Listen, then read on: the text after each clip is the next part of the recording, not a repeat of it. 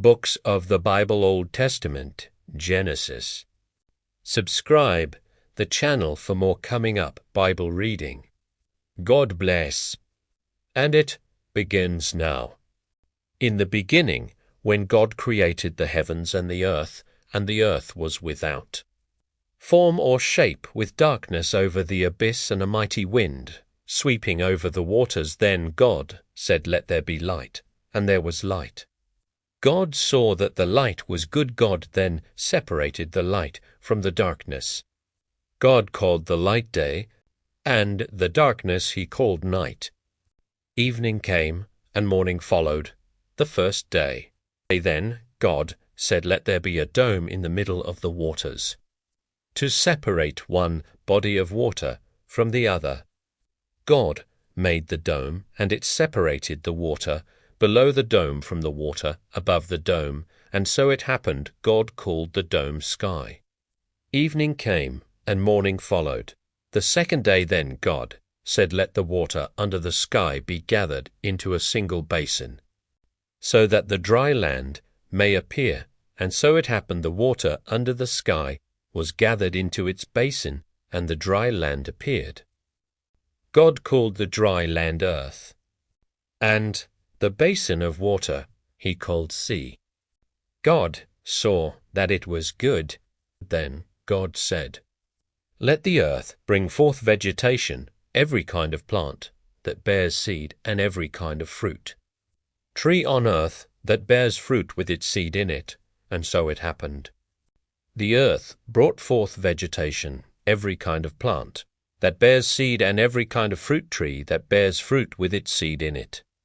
God saw that it was good. Evening came, and morning followed, the third day. Then God said, "Let there be lights in the dome of the sky, to separate day from night. Let them mark the seasons, the days, and the years, and serve as lights in the dome of the sky to illuminate the earth." And so it happened God made the two great lights, the greater one to govern the day, and the lesser one to govern the night, and the stars.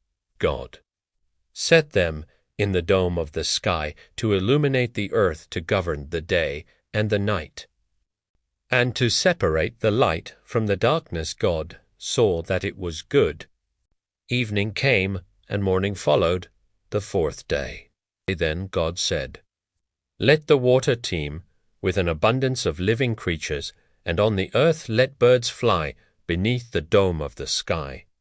God created the great sea monsters and all kinds of crawling, living creatures with which the water teems, and all kinds of winged birds. God saw that it was good, and God blessed them, saying, "Be fertile, multiply, and fill the water of the seas, and let the birds multiply on the earth." Evening came, and morning followed, the fifth day. Then God said, "Let the earth bring forth every kind of living creature, tame animals, crawling things, and every kind of wild animal." And so it happened God made every kind of wild animal, every kind of tame animal, and every kind of thing that crawls on the ground. God saw that it was good. Then God said, "Let us make human beings in our image, after our likeness. Let them have dominion over the fish of the sea, the birds of the air, the tame animals, all the wild animals, and all the creatures that crawl on the earth." God created mankind in his image, in the image of God. He created them, male and female, he created them. God blessed them, and God said to them, "Be fertile, and multiply, fill the earth, and subdue it, have dominion over the fish of the sea, the birds of the air, and all the living things that crawl on the earth." God also said, "See, I give you every seed-bearing plant on all the earth, and every tree that has seed-bearing fruit on it to be your food, and to all the wild animals, all the birds of the air, and all the living creatures that crawl on the earth. I give all the green plants for food." And so it happened God looked at everything he had made, and found it very good. Evening came, and morning followed, the sixth day. Thus the heavens and the earth and all their array were completed. On the seventh day God completed the work he had been doing. He rested on the seventh day from all the work he had undertaken. God blessed the seventh day and made it holy, because on it he rested from all the work he had done in creation. This is the story of the heavens and the earth at their creation, when the Lord God made the earth.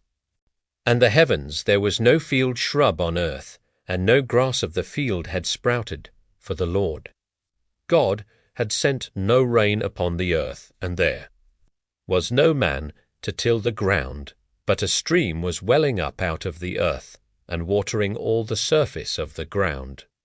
Then the Lord God formed the man out of the dust of the ground, and blew into his nostrils the breath of life. And the man became a living being. The Lord God planted a garden in Eden in the east, and placed there the man whom he had formed.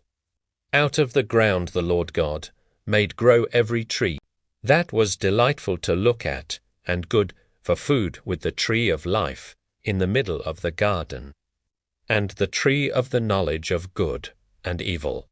A river rises in Eden to water the garden beyond there. It divides and becomes for branches. The name of the first is the Pishon. It is the one that winds through the whole land of Havilah, where there is gold. The gold of that land is good bdellium, and lapis lazuli are also there. The name of the second river is the Gihon. It is the one that winds all through the land of Cush. The name of the third river is the Tigris. It is the one that flows east of Ashur.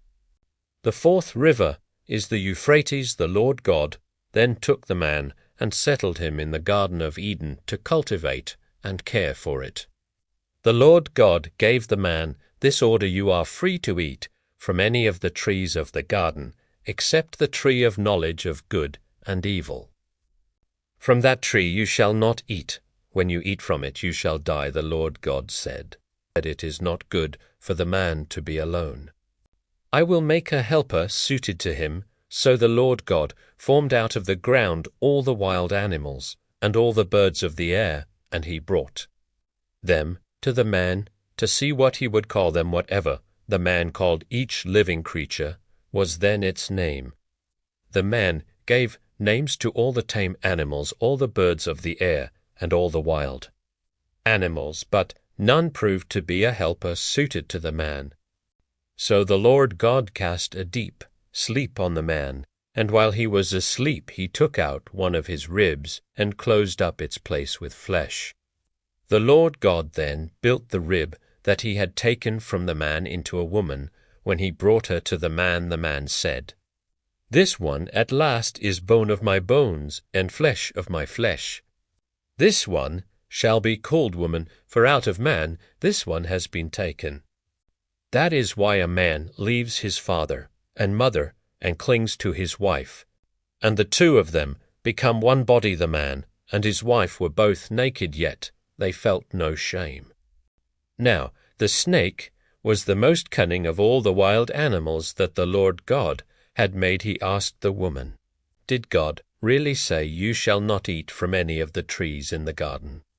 The woman answered the snake, "We may eat of the fruit of the trees in the garden. It is only about the fruit of the tree in the middle of the garden that God said, 'You shall not eat it, or even touch it, or else you will die.' But the snake said to the woman, 'You certainly will not die.' God knows well that when you eat of it your eyes will be opened, and you will be like gods who know good and evil." The woman saw that the tree was good for food, and pleasing to the eyes, and the tree was desirable for gaining wisdom. So she took some of its fruit and ate it. And she also gave some to her husband who was with her, and he ate it. Then the eyes of both of them were opened, and they knew that they were naked. So they sewed fig leaves together and made loincloths for themselves when they heard the sound of the Lord God walking about in the garden at the breezy time of the day. The man and his wife hid themselves from the Lord God among the trees of the garden. The Lord God then called to the man, and asked him, Where are you? He answered, I heard you in the garden, but I was afraid, because I was naked. So I hid. Then God asked, Who told you that you were naked? Have you eaten from the tree of which I had forbidden you to eat? The man replied, The woman whom you put here with me, she gave me fruit from the tree, so I ate it.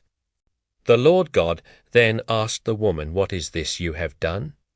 The woman answered, The snake tricked me, so I ate it. Then the Lord God said to the snake, Because you have done this, cursed are you among all the animals, tame or wild. On your belly you shall crawl, and dust you shall eat. All the days of your life I will put enmity between you and the woman, and between your offspring and hers. They will strike at your head, while you strike at their heel. To the woman he said, I will intensify your toil in childbearing in pain. You shall bring forth children, yet your urge shall be for your husband, and he shall rule over you. To the man he said, Because you listened to your wife and ate from the tree about which I commanded you, you shall not eat from it. Cursed is the ground because of you. In toil you shall eat its yield all the days of your life. Thorns and thistles it shall bear for you, and you shall eat the grass of the field. By the sweat of your brow you shall eat bread, until you return to the ground from which you were taken. For you are dust, and to dust you shall return. The man gave his wife the name Eve, because she was the mother of all the living. The Lord God made for the man and his wife garments of skin, with which he clothed them. Then the Lord God said, See, the man has become like one of us, knowing good and evil. Now what if he also reaches out his hand to take fruit from the tree of life, and eats of it, and lives forever? The Lord God therefore banished him from the Garden of Eden to till the ground from which he had been taken. He expelled the man, stationing the cherubim and the fiery, revolving sword east of the Garden of Eden to guard the way to the tree of life. The man had intercourse with his wife Eve, and she conceived and gave birth to Cain, saying, I have produced a male child with the help of the Lord. Next she gave birth to his brother Abel. Abel became a herder of flocks, and Cain a tiller of the ground.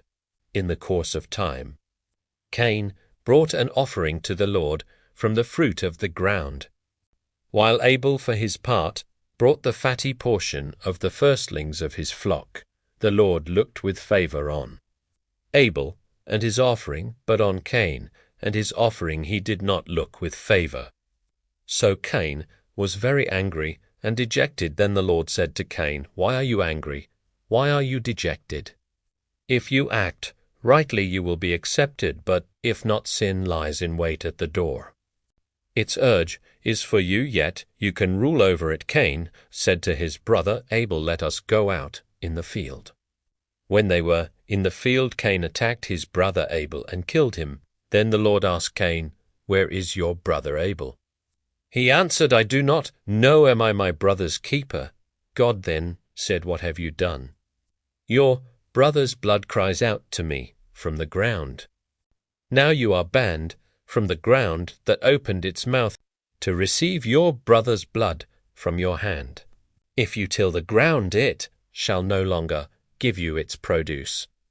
You shall become a constant wanderer on the earth. Cain said to the Lord, My punishment is too great to bear. Look, you have now banished me from the ground. I must avoid you and be a constant wanderer on the earth.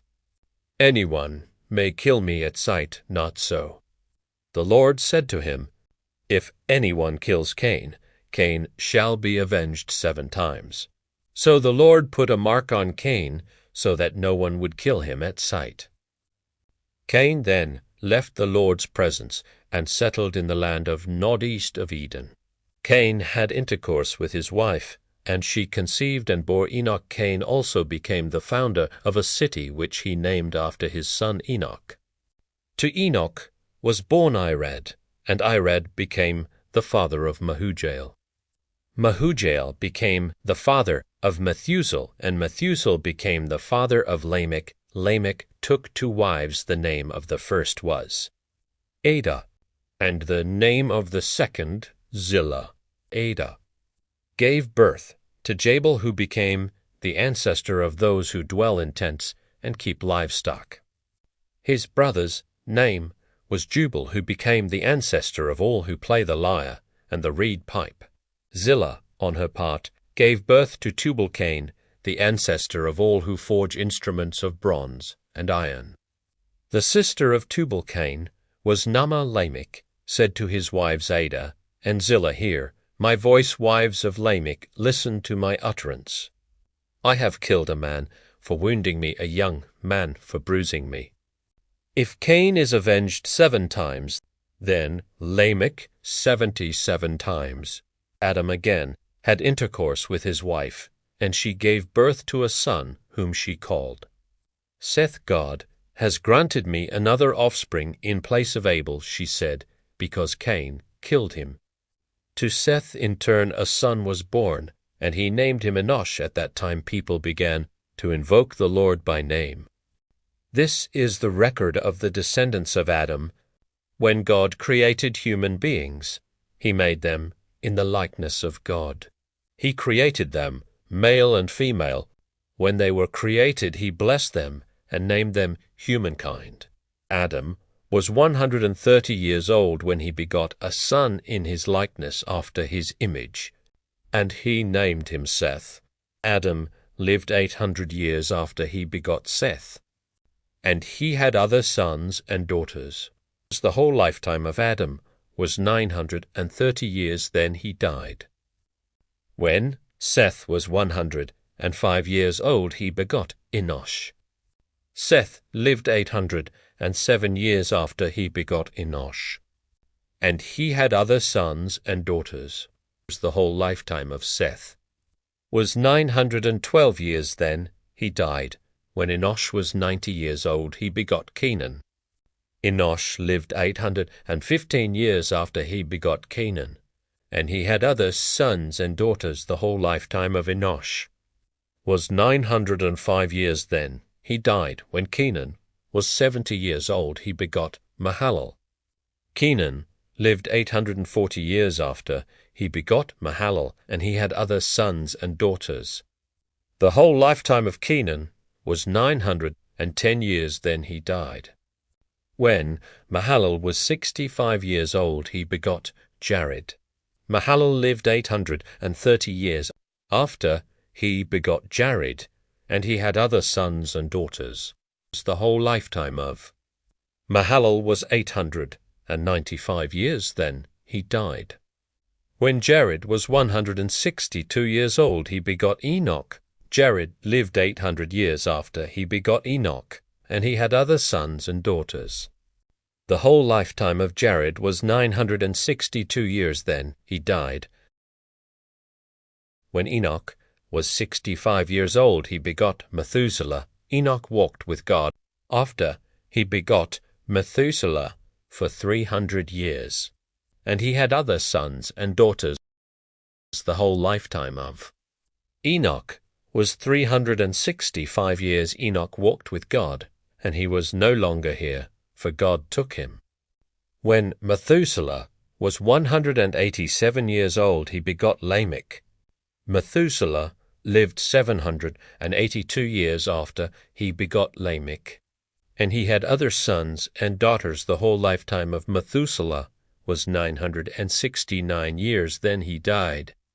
When Lamech was 182 years old, he begot a son, and named him Noah, saying, This one shall bring us relief from our work, and the toil of our hands out of the very ground that the Lord has put under a curse. Lamech lived 595 years after he begot Noah, and he had other sons and daughters. The whole lifetime of Lamech was 777 years, then he died.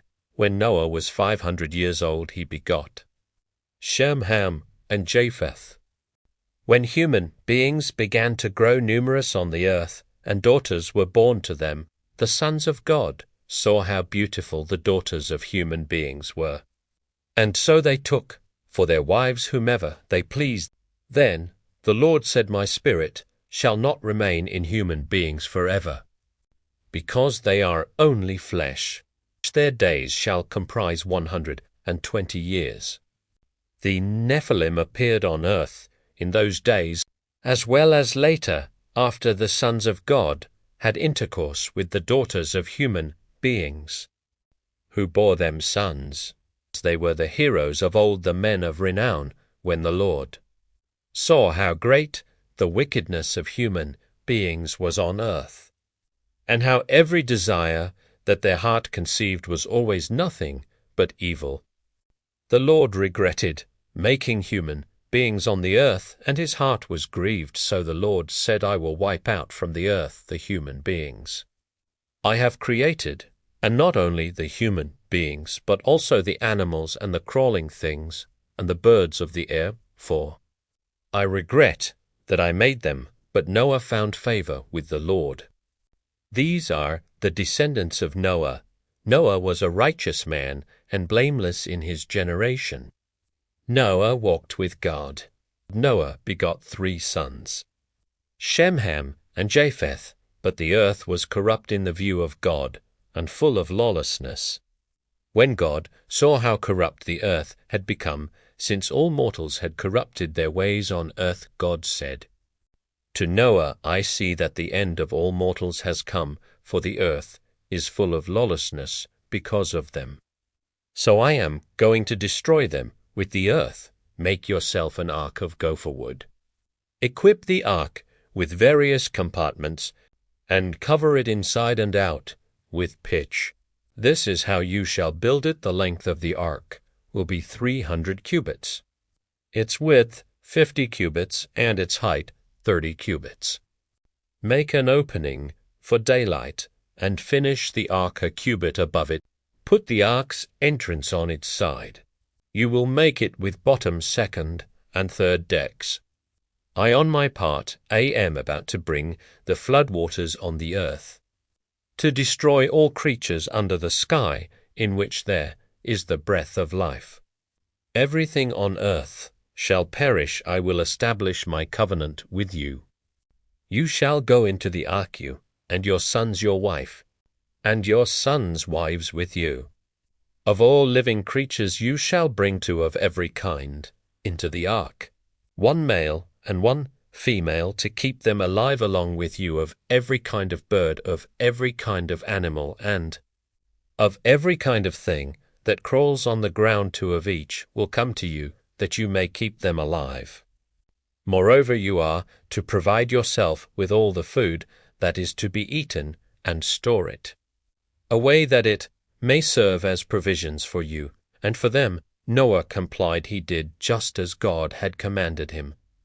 Then the Lord said to Noah, Go into the ark, you and all your household, for you alone in this generation have I found to be righteous before me. Of every clean animal take with you 7 pairs, a male and its mate, and of the unclean animals 1 pair, a male and its mate, likewise of every bird of the air 7 pairs, a male and a female, to keep their progeny alive over all the earth. For 7 days from now I will bring rain down on the earth for 40 days and 40 nights, and so I will wipe out from the face of the earth every being that I have made. Noah complied, just as the Lord had commanded. Noah was 600 years old when the flood came upon the earth, together with his sons, his wife, and his sons' wives. Noah went into the ark because of the waters of the flood. Of the clean animals and the unclean, of the birds and of everything that crawls on the ground, to buy 2 male and female came to Noah into the ark, just as God had commanded him, when the 7 days were over, the waters of the flood came upon the earth. In the 600th year of Noah's life, in the 2nd month, on the 17th day of the month, on that day, all the fountains of the great abyss burst forth, and the floodgates of the sky were opened for 40 days and 40 nights. Heavy rain poured down on the earth on the very same day Noah and his sons Shem and Japheth and Noah's wife, and the 3 wives of Noah's sons had entered the ark, together with every kind of wild animal, every kind of tame animal, every kind of crawling thing that crawls on the earth, and every kind of bird. Pairs of all creatures in which there was the breath of life came to Noah into the ark. Those that entered were male, and female of all creatures they came, as God had commanded Noah. Then the Lord shut him in. The flood continued upon the earth for 40 days. As the waters increased, they lifted the ark, so that it rose above the earth. The waters swelled and increased greatly on the earth. But the ark floated on the surface of the waters higher and higher on the earth. The waters swelled until all the highest mountains under the heavens were submerged. The waters swelled 15 cubits higher than the submerged mountains.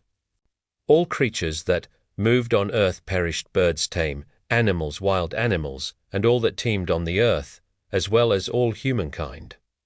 Everything on dry land, with the breath of life in its nostrils died. The Lord wiped out every being on earth, human beings and animals.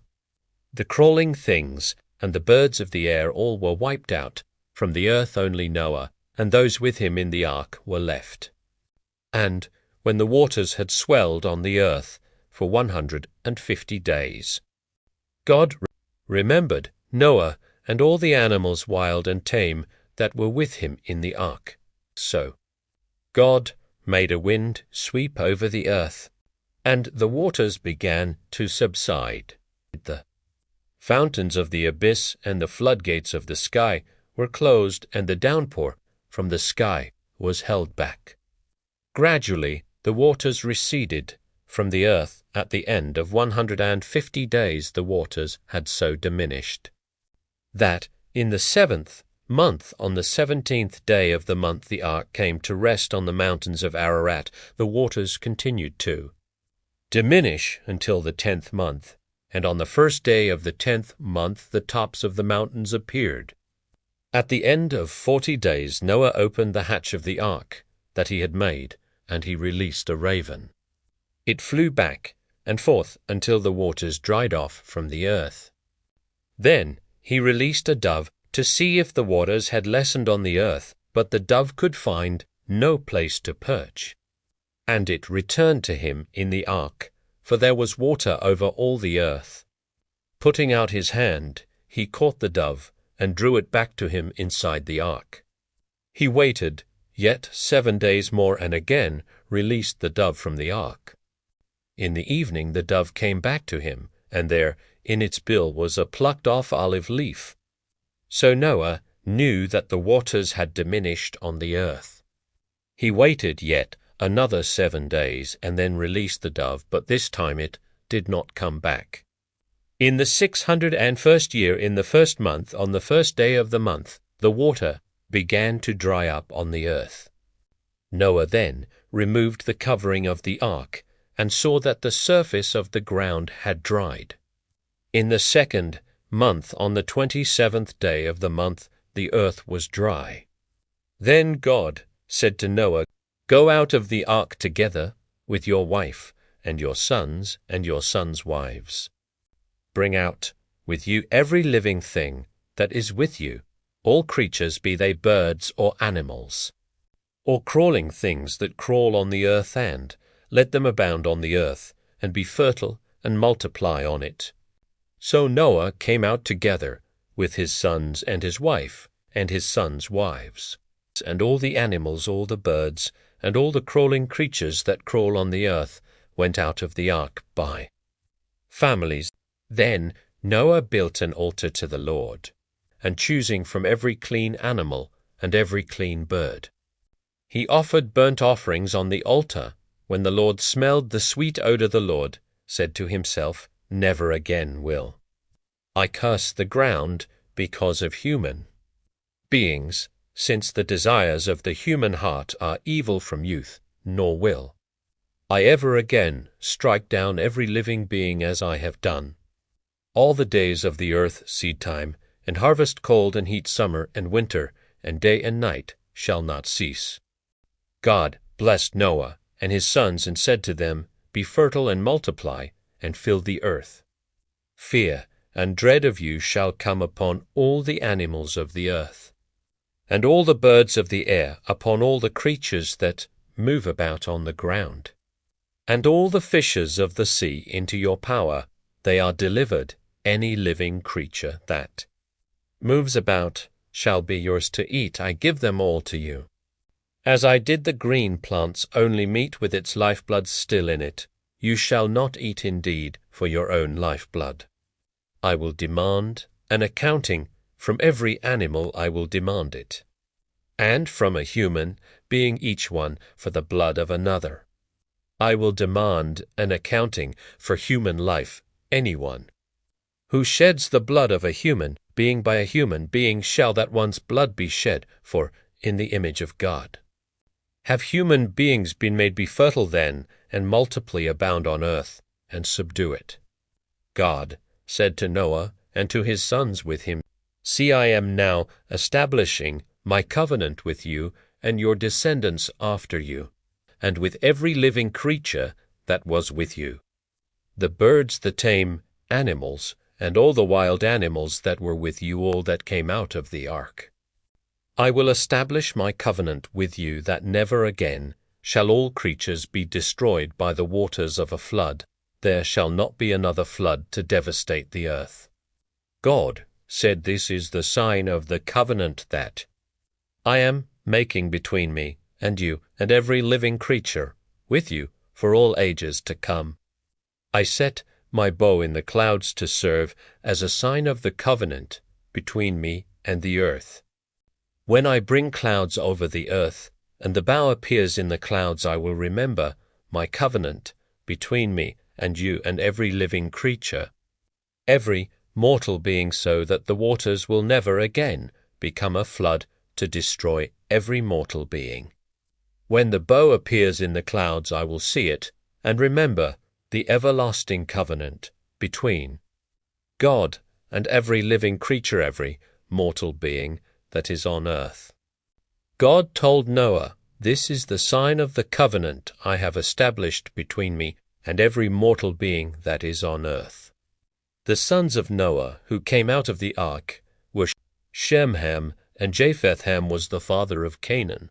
These three were the sons of Noah, and from them the whole earth was populated. Noah, a man of the soil, was the first to plant a vineyard.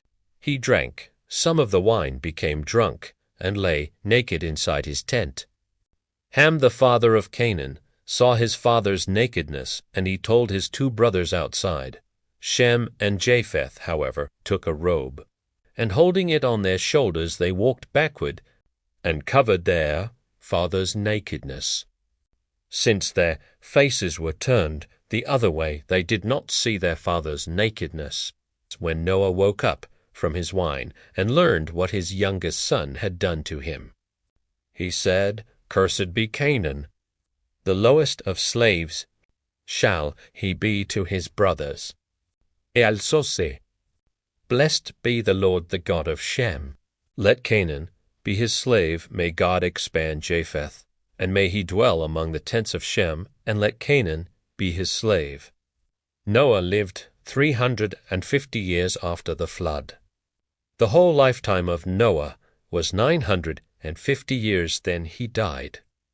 These are the descendants of Noah's sons, Shem, Ham, and Japheth, to whom children were born after the flood, the descendants of Japheth, Gomer, Magog, Madai.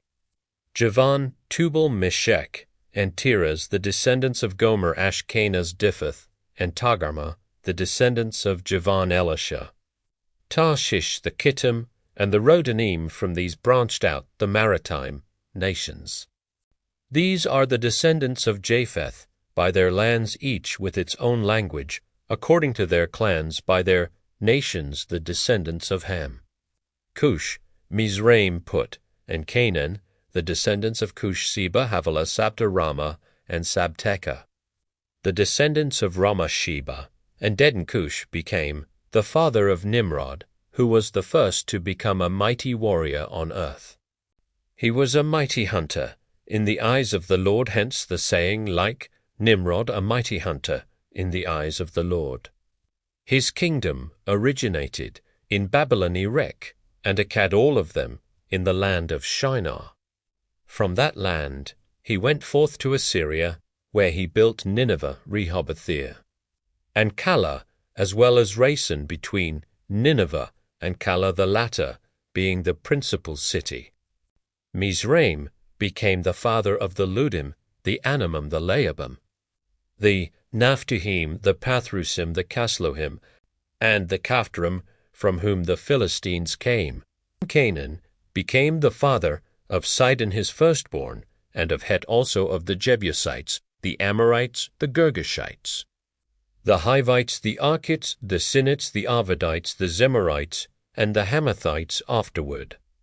The clans of the Canaanites spread out, so that the Canaanite borders extended from Sidon all the way to Gerar near Gaza, and all the way to Sodom, Gomorrah, Admah, and Zeboim near Lasha. These are the descendants of Ham according to their clans, according to their languages, by their lands, by their nations. To Shem also Japheth's oldest brother, and the ancestor of all the children of Eber, children were born. The descendants of Shem, Elam, Ashur, Arpachshad, Lud, and Aram, the descendants of Aram, Uz, Hul, Gether, and Mash, Arpachshad, became the father of Shelah, and Shelah became the father of Eber. To Eber 2 sons were born. The name of the first was Peleg, for in his time the world was divided, and the name of his brother was Joktan. Joktan became the father of Almodad, Shelif, Hazarmaveth, Jerah, Hadoram, Uzal, Dikla, Obal, Abimael, Sheba, Ophir, Havilah, and Jabab. All these were descendants of Joktan. Their settlements extended all the way from Mesha to Siphar, the eastern hill country. These are the descendants of Shem according to their clans, according to their languages, by their lands, by their nations. These are the clans of Noah's sons according to their origins, and by their nations. From these the nations of the earth branched out after the flood. The whole world had the same language and the same words. When they were migrating from the east, they came to a valley in the land of Shinar, and settled there. They said to one another, "Come, let us mold bricks and harden them with fire." They used bricks for stone and bitumen for mortar. Then they said, "Come, let us build ourselves a city and a tower with its top in the sky, and so make a name for ourselves, otherwise we shall be scattered all over the earth." The Lord came down to see the city and the tower that the people had built. Then the Lord said, "If now, while they are one people, and all have the same language, they have started to do this, nothing they presume to do will be out of their reach.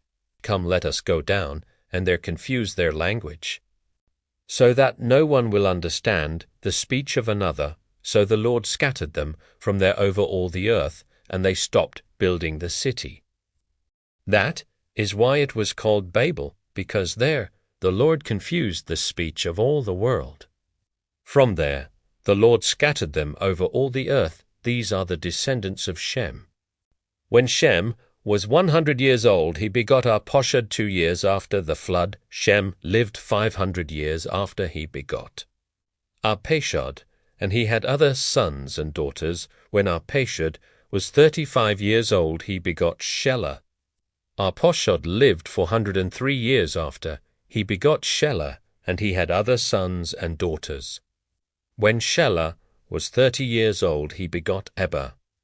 Shelah lived 403 years after he begot Eber, and he had other sons and daughters. When Eber was 34 years old, he begot Peleg. Eber lived 430 years after he begot Peleg, and he had other sons and daughters. When Peleg was 30 years old, he begot Reu. Peleg lived 209 years after he begot Ru, and he had other sons and daughters. When Ru was 32 years old, he begot Serug. Ru lived 207 years after he begot Serug, and he had other sons and daughters. When Serug was 30 years old, he begot Nah. Serug lived 200 years after he begot Nah, and he had other sons and daughters. When Nah was 29 years old, he begot Terah. Nah lived 119 years after he begot Terah. And he had other sons and daughters. When Terah was 70 years old, he begot Abram, Nah, and Haran. These are the descendants of Terah. Terah begot Abram, Nah, and Haran begot Lot. Haran died before Terah, his father, in his native land, in Ur of the Chaldeans, Abram, and Nah took wives. The name of Abram's wife was Sarai. And the name of Nah's wife was Milcah, daughter of Haran, the father of Milcah, and Iscah. Sarai was barren, she had no child. Terah took his son Abram, his grandson Lot, son of Haran, and his daughter-in-law, Sarai, the wife of his son Abram, and brought them out of Ur of the Chaldeans to go to the land of Canaan. But when they reached Haran, they settled there. The lifetime of Terah was 205 years. Then Terah died in Haran. The Lord said to Abram, "Go forth from your land, your relatives, and from your father's house, to a land that I will show you. I will make of you a great nation, and I will bless you. I will make your name great, so that you will be a blessing. I will bless those who bless you, and curse those who curse you. All the families of the earth will find blessing in you." Abram went as the Lord directed him, and Lot went with him. Abram was 75 years old when he left Haran. Abram took his wife Sarai, his brother's son Lot, all the possessions that they had accumulated, and the persons they had acquired in Haran, and they set out for the land of Canaan. When they came to the land of Canaan, Abram passed through the land as far as the sacred place at Shechem by the oak of Moreh. The Canaanites were then in the land. The Lord appeared to Abram and said, "To your descendants I will give this land." So Abram built an altar there to the Lord who had appeared to him. From there he moved on to the hill country east of Bethel, pitching his tent, with Bethel to the west and Ai to the east. He built an altar there to the Lord, and invoked the Lord by name. Then Abram journeyed on by stages to the Negeb.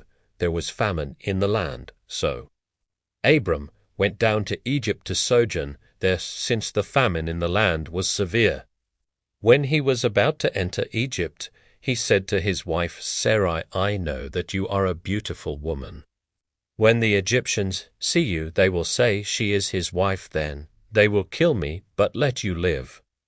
Please say therefore that you are my sister, so that I may fare well on your account, and my life may be spared for your sake." When Abram arrived in Egypt, the Egyptians saw that the woman was very beautiful. When Pharaoh's officials saw her, they praised her to Pharaoh, and the woman was taken into Pharaoh's house. Abram fared well on her account, and he acquired sheep-oxen, male and female servants, male and female donkeys and camels. But the Lord struck Pharaoh and his household with severe plagues because of Sarai, Abram's wife. Then Pharaoh summoned Abram and said to him, "How could you do this to me? Why did you not tell me she was your wife? Why did you say, 'She is my sister,' so that I took her for my wife? Now here is your wife, take her and leave." Then Pharaoh gave his men orders concerning Abram, and they sent him away with his wife and all that belonged to him. From Egypt Abram went up to the Negeb with his wife, and all that belonged to him, and Lot went with him. Now Abram was very rich in livestock, silver, and gold. From the Negeb he traveled by stages toward Bethel, to the place between Bethel and Ai. where his tent had formerly stood the site where he had first built the altar, and there Abram invoked the Lord by name. Lot, who went with Abram, also had flocks and herds and tents, so that the land could not support them if they stayed together. Their possessions were so great that they could not live together. There were quarrels between the herders of Abram's livestock and the herders of Lot's livestock. At this time the Canaanites and the Perizzites were living in the land, so Abram said to Lot, "Let there be no strife between you and me, or between your herders and my herders, for we are kindred. Is not the whole land available? Please separate from me. If you prefer the left, I will go to the right. If you prefer the right, I will go to the left." Lot looked about and saw how abundantly watered the whole Jordan plain was, as far as Zoar, like the Lord's own garden, or like Egypt. This was before the Lord had destroyed Sodom and Gomorrah. Lot therefore chose for himself the whole Jordan plain, and set out eastward. Thus they separated from each other. Abram settled in the land of Canaan, while Lot settled among the cities of the plain, pitching his tents near Sodom. Now the inhabitants of Sodom were wicked, great sinners against the Lord. After Lot had parted from him, the Lord said to Abram, "Look about you, and from where you are gaze to the north, and south, east, and west, all the land that you see. I will give to you and your descendants forever. I will make your descendants like the dust of the earth. If anyone could count the dust of the earth, your descendants too might be counted. Get up and walk through the land across its length and breadth, for I give it to you." Abram moved his tents and went on to settle near the oak of Mamre, which is at Hebron. There he built an altar to the Lord. When Amraphel king of Shinar, Arioch king of Elasar, Kedorlaomer king of Elam, and Tidal king of Goyim made war on Bera king of Sodom, Birsha king of Gomorrah, Shinab king of Admah, Shimber king of Zeboim, and the king of Bela, that is Zoar. All the latter kings joined forces in the valley of Siddim, that is the Salt Sea. For 12 years they had served Kedorlaomer. But in the 13th year they rebelled. In the 14th year Kedorlaomer and the kings allied with him came and defeated the Rephaim in Ashtaroth Karnaim, the Zuzim in Ham, the Emim in Shaveh, Kiriothim, and the Horites in the hill country of Seir, as far as El Paran, close by the wilderness. They then turned back and came to En Mishpat, that is Kadesh. And they subdued the whole country of both the Amalekites and the Amorites who lived in Hazazon Tamar, thereupon the king of Sodom, the king of Gomorrah, the king of Admah, the king of Zeboim, and the king of Bela, that is Zoar, marched out, and in the valley of Siddim they went into battle against them, against Kedorlaomer king of Elam, Tidal king of Goyim, Amraphel king of Shinar, and Arioch king of Elasar, for kings against 5. Now the valley of Siddim was full of bitumen pits, and as the king of Sodom and the king of Gomorrah fled, they fell into these, while the rest fled to the mountains. The victors seized all the possessions and food supplies of Sodom and Gomorrah, and then went their way. They took with them Abram's nephew Lot, who had been living in Sodom, as well as his possessions, and departed. A survivor came and brought the news to Abram the Hebrew, who was camping at the oak of Mamre. The Amorite, a kinsman of Eshcol, and Oner, these were allies of Abram. When Abram heard that his kinsman had been captured, he mustered 318 of his retainers born in his house, and went in pursuit as far as Dan. He and his servants deployed against them at night, defeated them, and pursued them as far as Hobah, which is north of Damascus. He recovered all the possessions. He also recovered his kinsman Lot and his possessions, along with the women and the other people. When Abram returned from his defeat of Kedorlaomer, and the kings who were allied with him, the king of Sodom, went out to greet him. In the valley of Shaveh, that is the king's valley, Melchizedek king of Salem brought out bread and wine. He was a priest of God Most High. He blessed Abram with these words, Blessed be Abram by God Most High, the Creator of heaven and earth. And blessed be God Most High, who delivered your foes into your hand. Then Abram gave him a tenth of everything. The king of Sodom said to Abram, Give me the captives, the goods you may keep. But Abram replied to the king of Sodom, I have sworn to the Lord God, Most High, the Creator of heaven and earth, that I would not take so much as a thread or a sandal strap from anything that is yours, so that you cannot say, I made Abram rich, nothing for me except what my servants have consumed, and the share that is due to the men who went with me, Oner, Eshcol, and Mamre, let them take their share. Some time afterward the word of the Lord came to Abram in a vision, Do not fear, Abram. I am your shield, I will make your reward very great. But Abram said, Lord God, what can you give me if I die childless and have only a servant of my household, Eliezer of Damascus? Abram continued, Look, you have given me no offspring, so a servant of my household will be my heir. Then the word of the Lord came to him, Know that one will not be your heir, your own offspring will be your heir. He took him outside and said, Look up at the sky and count the stars if you can. Just so, he added, will your descendants be.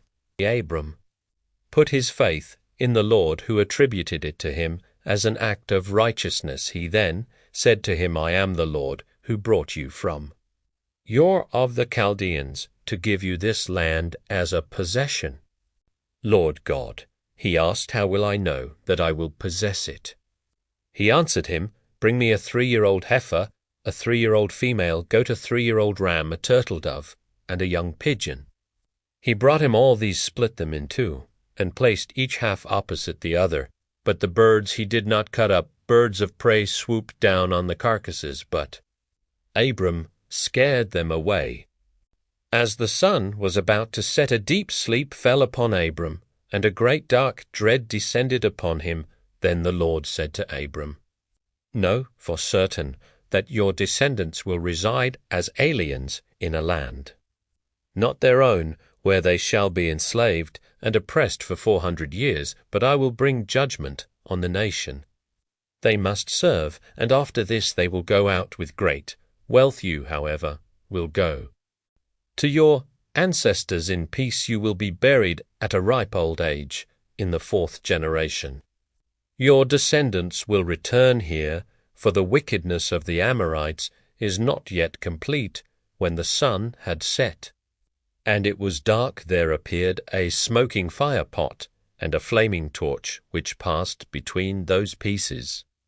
On that day the Lord made a covenant with Abram, saying, To your descendants I give this land, from the Wadi of Egypt to the great river, the Euphrates, the land of the Kenites, the Kenizzites, the Cadmonites, the Hittites, the Perizzites, the Rephaim, the Amorites, the Canaanites, the Girgashites, and the Jebusites.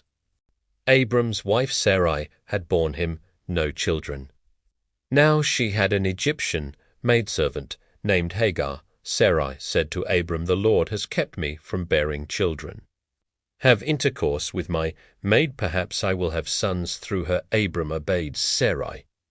Thus after Abram had lived 10 years in the land of Canaan, his wife Sarai took her maid, Hagar, the Egyptian, and gave her to her husband Abram to be his wife. He had intercourse with her, and she became pregnant. As soon as Hagar knew she was pregnant, her mistress lost stature in her eyes. So Sarai said to Abram, This outrage against me is your fault. I myself gave my maid to your embrace, but ever since she knew she was pregnant, I have lost stature in her eyes. May the Lord decide between you and me. Abram told Sarai, Your maid is in your power. Do to her what you regard as right. Sarai then mistreated her so much that Hagar ran away from her. The Lord's angel found her by a spring in the wilderness, the spring on the road to Shur. And he asked Hagar, maid of Sarai, where have you come from, and where are you going? She answered, I am running away from my mistress Sarai. But the Lord's angel told her, go back to your mistress and submit to her authority. I will make your descendants so numerous, added the Lord's angel, that they will be too many to count. Then the Lord's angel said to her, You are now pregnant, and shall bear a son. You shall name him Ishmael, for the Lord has heeded your affliction. He shall be a wild ass of a man, his hand against everyone, and everyone's hand against him. Alongside all his kindred shall he encamp. To the Lord who spoke to her, she gave a name, saying, You are God, who sees me. She meant, have I really seen God, and remained alive after he saw me? That is why the well is called Bir Lahai-roi. It is between Kadesh and Bered. Hagar bore Abram a son, and Abram named the son whom Hagar bore him Ishmael. Abram was 86 years old when Hagar bore him Ishmael. When Abram was 99 years old, the Lord appeared to Abram and said, I am God the Almighty. Walk in my presence and be blameless between you and me. I will establish my covenant, and I will multiply you exceedingly. Abram fell face down, and God said to him, For my part here is my covenant with you. You are to become the father of a multitude of nations. No longer will you be called Abram, your name will be Abraham, for I am making you the father of a multitude of nations. I will make you exceedingly fertile. I will make nations of you. Kings will stem from you. I will maintain my covenant between me and you, and your descendants after you throughout the ages, as an everlasting covenant, to be your God, and the God of your descendants after you. I will give to you and to your descendants after you the land in which you are now residing as aliens, the whole land of Canaan, as a permanent possession, and I will be there. God said to Abraham, For your part you and your descendants after you must keep my covenant throughout the ages. This is the covenant between me and you, and your descendants after you, that you must keep. Every male among you shall be circumcised. Circumcise the flesh of your foreskin. That will be the sign of the covenant between me and you throughout the ages. Every male among you, when he is 8 days old, shall be circumcised, including housemen, slaves, and those acquired with money from any foreigner who is not of your descendants.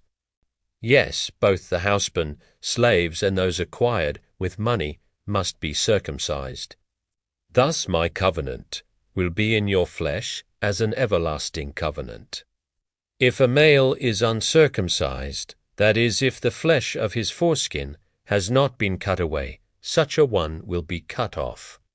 From his people he has broken my covenant. God further said to Abraham, As for Sarai your wife, do not call her Sarai, her name will be Sarah. I will bless her, and I will give you a son by her also will. I bless, she will give rise to nations, and rulers of peoples will issue from her. Abraham fell face down and laughed, as he said to himself, Can a child be born to a man who is 100 years old? Can Sarah give birth at 90? So Abraham said to God, If only Ishmael could live in your favor. God replied, Even so your wife Sarah is to bear you a son, and you shall call him Isaac. It is with him that I will maintain my covenant as an everlasting covenant, and with his descendants after him. Now, as for Ishmael, I will heed you. I hereby bless him. I will make him fertile, and will multiply him exceedingly. He will become the father of 12 chieftains, and I will make of him a great nation. But my covenant I will maintain with Isaac, whom Sarah shall bear to you by this time, next year. When he had finished speaking with Abraham, God departed from him. Then Abraham took his son Ishmael and all his slaves, whether born in his house or acquired with his money, every male among the members of Abraham's household, and he circumcised the flesh of their foreskins on that same day, as God had told him to do. Abraham was 99 years old when the flesh of his foreskin was circumcised, and his son Ishmael was 13 years old when the flesh of his foreskin was circumcised. Thus on that same day Abraham and his son Ishmael were circumcised, and all the males of his household, including the slaves, born in his house or acquired with his money from foreigners, were circumcised with him. The Lord appeared to Abraham by the oak of Mamre, as he sat in the entrance of his tent, while the day was growing hot. Looking up, he saw 3 men standing near him. When he saw them, he ran from the entrance of the tent to greet them, and bowing to the ground, he said, Sir, if it please you, do not go on past your servant. Let some water be brought, that you may bathe your feet, and then rest under the tree. Now that you have come to your servant, let me bring you a little food, that you may refresh yourselves, and afterward you may go on your way. Very well, they replied, do as you have said.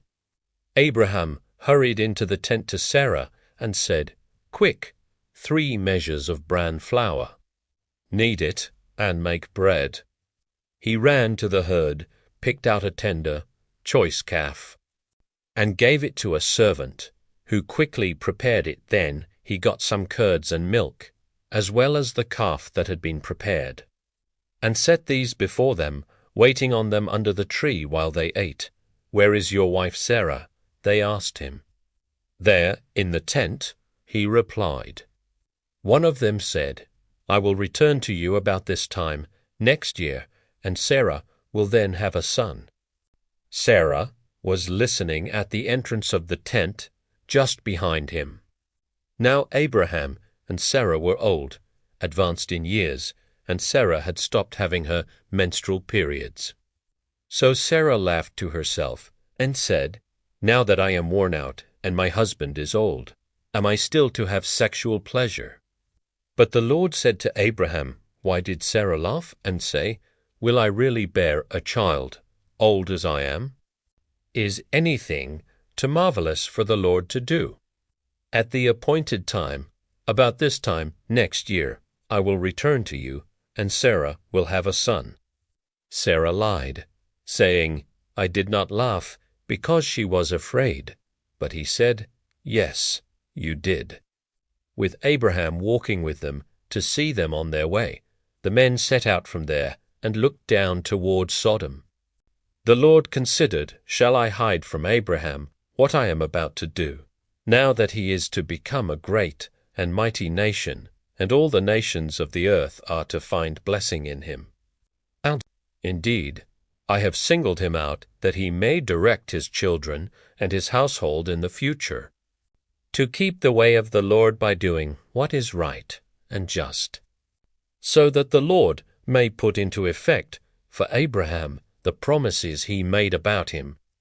So the Lord said, the outcry against Sodom and Gomorrah is so great, and their sin so grave, that I must go down to see whether or not their actions are as bad as the cry against them that comes to me.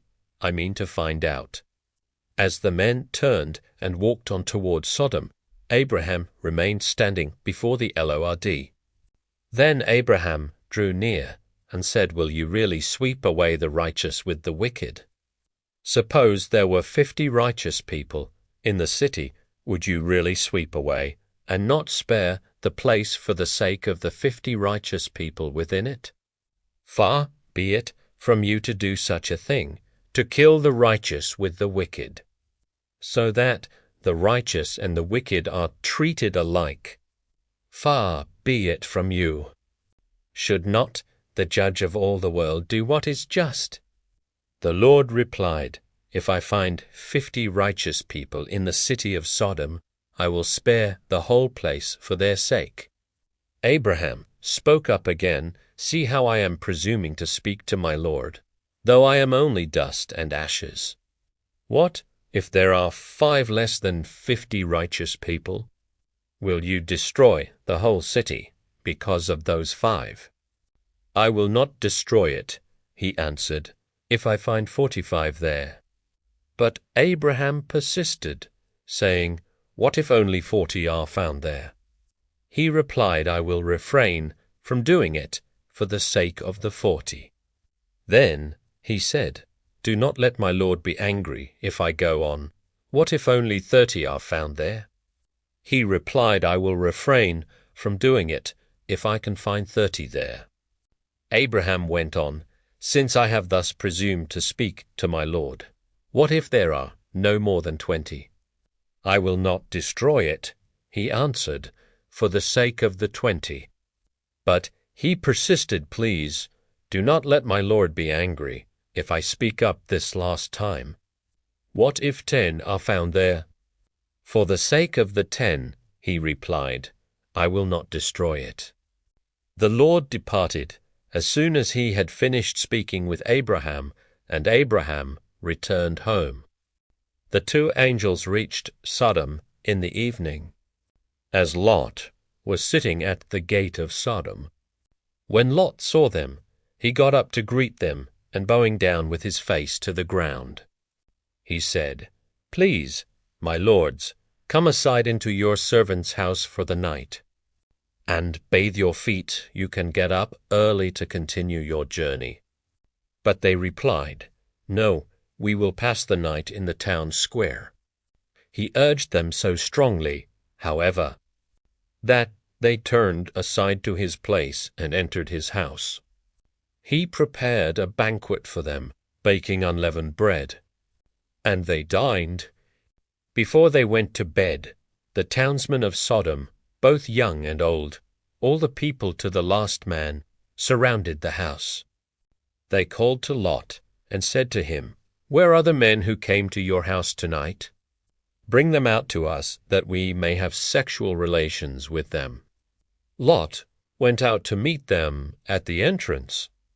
When he had shut the door behind him, he said, I beg you, my brothers, do not do this wicked thing. I have 2 daughters who have never had sexual relations with men. Let me bring them out to you, and you may do to them as you please. But do not do anything to these men, for they have come under the shelter of my roof. They replied, Stand back. This man, they said, came here as a resident alien, and now he dares to give orders. We will treat you worse than them. With that, they pressed hard against Lot, moving in closer to break down the door. But his guests put out their hands, pulled Lot inside with them, and closed the door. They struck the men at the entrance of the house, small and great, with such a blinding light that they were utterly unable to find the doorway. Then the guests said to Lot, Who else belongs to you here? Sons-in-law, your sons, your daughters, all who belong to you in the city, take them away from this place. We are about to destroy this place, for the outcry reaching the Lord against those here is so great that the Lord has sent us to destroy it. So Lot went out and spoke to his sons-in-law who had contracted marriage with his daughters. Come on, leave this place. He told them the Lord is about to destroy the city. But his sons-in-law thought he was joking. As dawn was breaking, the angels urged Lot on, saying, Come on, take your wife with you and your 2 daughters who are here, or you will be swept away in the punishment of the city. When he hesitated, the men, because of the Lord's compassion for him, seized his hand and the hands of his wife and his 2 daughters and led them to safety outside the city. As soon as they had brought them outside, they said, Flee for your life. Do not look back or stop anywhere on the plain. Flee to the hills at once, or you will be swept away." "Oh, no, my lords," Lot replied to them. "You have already shown favor to your servant, doing me the great kindness of saving my life. But I cannot flee to the hills, or the disaster will overtake and kill me. Look, this town ahead is near enough to escape to. It is only a small place. Let me flee there. Is it not a small place? To save my life." "Well, then," he replied, "I grant you this favor too. I will not overthrow the town you have mentioned. Hurry, escape there. I cannot do anything until you arrive there." That is why the town is called Zoar. The sun had risen over the earth when Lot arrived in Zoar. And the Lord rained down sulphur upon Sodom and Gomorrah, fire from the Lord out of heaven. He overthrew those cities and the whole plain, together with the inhabitants of the cities and the produce of the soil. But Lot's wife looked back, and she was turned into a pillar of salt.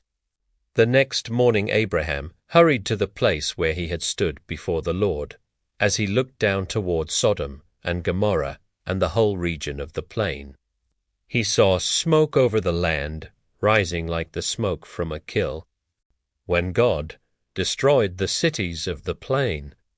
He remembered Abraham and sent Lot away from the upheaval that occurred when God overthrew the cities where Lot had been living. Since Lot was afraid to stay in Zoar, he and his 2 daughters went up from Zoar and settled in the hill country. Where he lived with his 2 daughters in a cave, the firstborn said to the younger, "Our father is getting old, and there is not a man in the land to have intercourse with us, as is the custom everywhere. Come, let us ply our father with wine, and then lie with him, that we may ensure posterity by our father." So that night they plied their father with wine. And the firstborn went in and lay with her father, but he was not aware of her lying down or getting up. The next day the firstborn said to the younger, "Last night I lay with my father. Let us ply him with wine again tonight, and then you go in and lie with him, that we may ensure posterity by our father." So that night, too, they plied their father with wine, and then the younger one went in and lay with him, but he was not aware of her lying down or getting up. Thus the 2 daughters of Lot became pregnant by their father. The firstborn gave birth to a son whom she named Moab, saying, "From my father." He is the ancestor of the Moabites of today. The younger one, too, gave birth to a son, and she named him Ammon, saying, "The son of my kin." He is the ancestor of the Ammonites of today. From there Abraham journeyed on to the region of the Negeb, where he settled between Kadesh and Shur, while he resided in Gerar as an alien. Abraham said of his wife Sarah, "She is my sister." So Abimelech, king of Gerar, sent and took Sarah. But God came to Abimelech in a dream one night, and said to him, "You are about to die because of the woman you have taken, for she has a husband." Abimelech, who had not approached her, said, "O Lord, would you kill an innocent man? Was he not the one who told me, 'She is my sister'? She herself also stated, 'He is my brother.' I acted with pure heart and with clean hands." God answered him in the dream, "Yes, I know you did it with a pure heart. In fact, it was I who kept you from sinning against me. That is why I did not let you touch her. So now, return the man's wife so that he may intercede for you, since he is a prophet, that you may live. If you do not return her, you can be sure that you and all who are yours will die." Early the next morning Abimelech called all his servants and informed them of everything that had happened. And the men were filled with fear. Then Abimelech summoned Abraham and said to him, "What have you done to us? What wrong did I do to you that you would have brought such great guilt on me and my kingdom? You have treated me in an intolerable way. What did you have in mind?" Abimelech asked him, "that you would do such a thing?" Abraham answered, "I thought there would be no fear of God in this place, and so they would kill me on account of my wife. Besides, she really is my sister, but only my father's daughter, not my mother's, and so she became my wife. When God sent me wandering from my father's house, I asked her, 'Would you do me this favor? In whatever place we come to, say he is my brother.' Then Abimelech took flocks and herds and male and female slaves, and gave them to Abraham, and he restored his wife Sarah to him. Then Abimelech said, 'Here, my land is at your disposal, settle wherever you please.'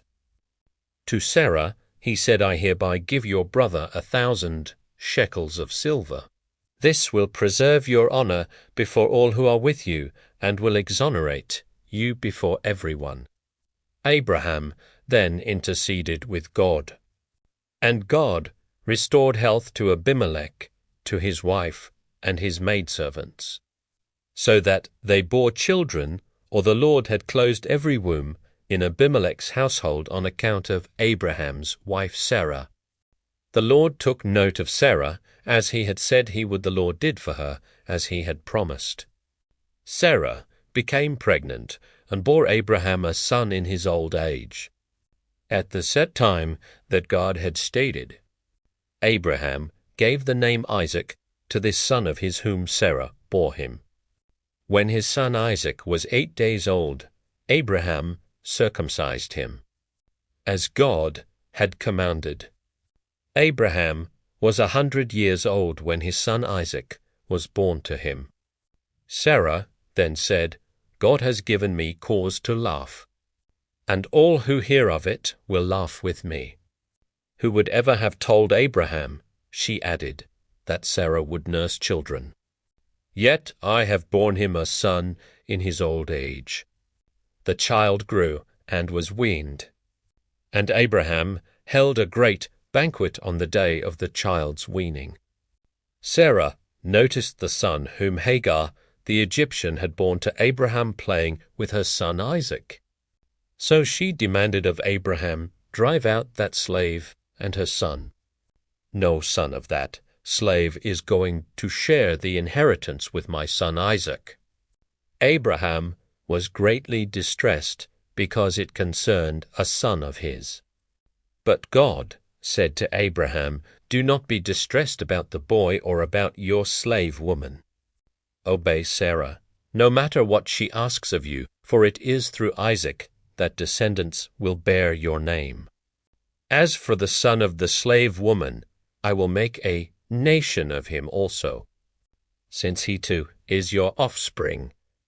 Early the next morning Abraham got some bread and a skin of water and gave them to Hagar. Then, placing the child on her back, he sent her away, as she roamed aimlessly in the wilderness of Beer-sheba. The water in the skin was used up. So she put the child down under one of the bushes, and then went and sat down opposite him, about a bowshot away, for she said to herself, "I cannot watch the child die." As she sat opposite him, she wept aloud. God heard the boy's voice, and God's angel called to Hagar from heaven, "What is the matter, Hagar? Do not fear, God has heard the boy's voice in this plight of his. Get up, lift up the boy, and hold him by the hand, for I will make of him a great nation." Then God opened her eyes, and she saw a well of water. She went and filled the skin with water, and then let the boy drink. God was with the boy as he grew up. He lived in the wilderness and became an expert bowman. He lived in the wilderness of Paran. His mother got a wife for him from the land of Egypt. At that time Abimelech, accompanied by Phicol, the commander of his army, said to Abraham, God is with you in everything you do.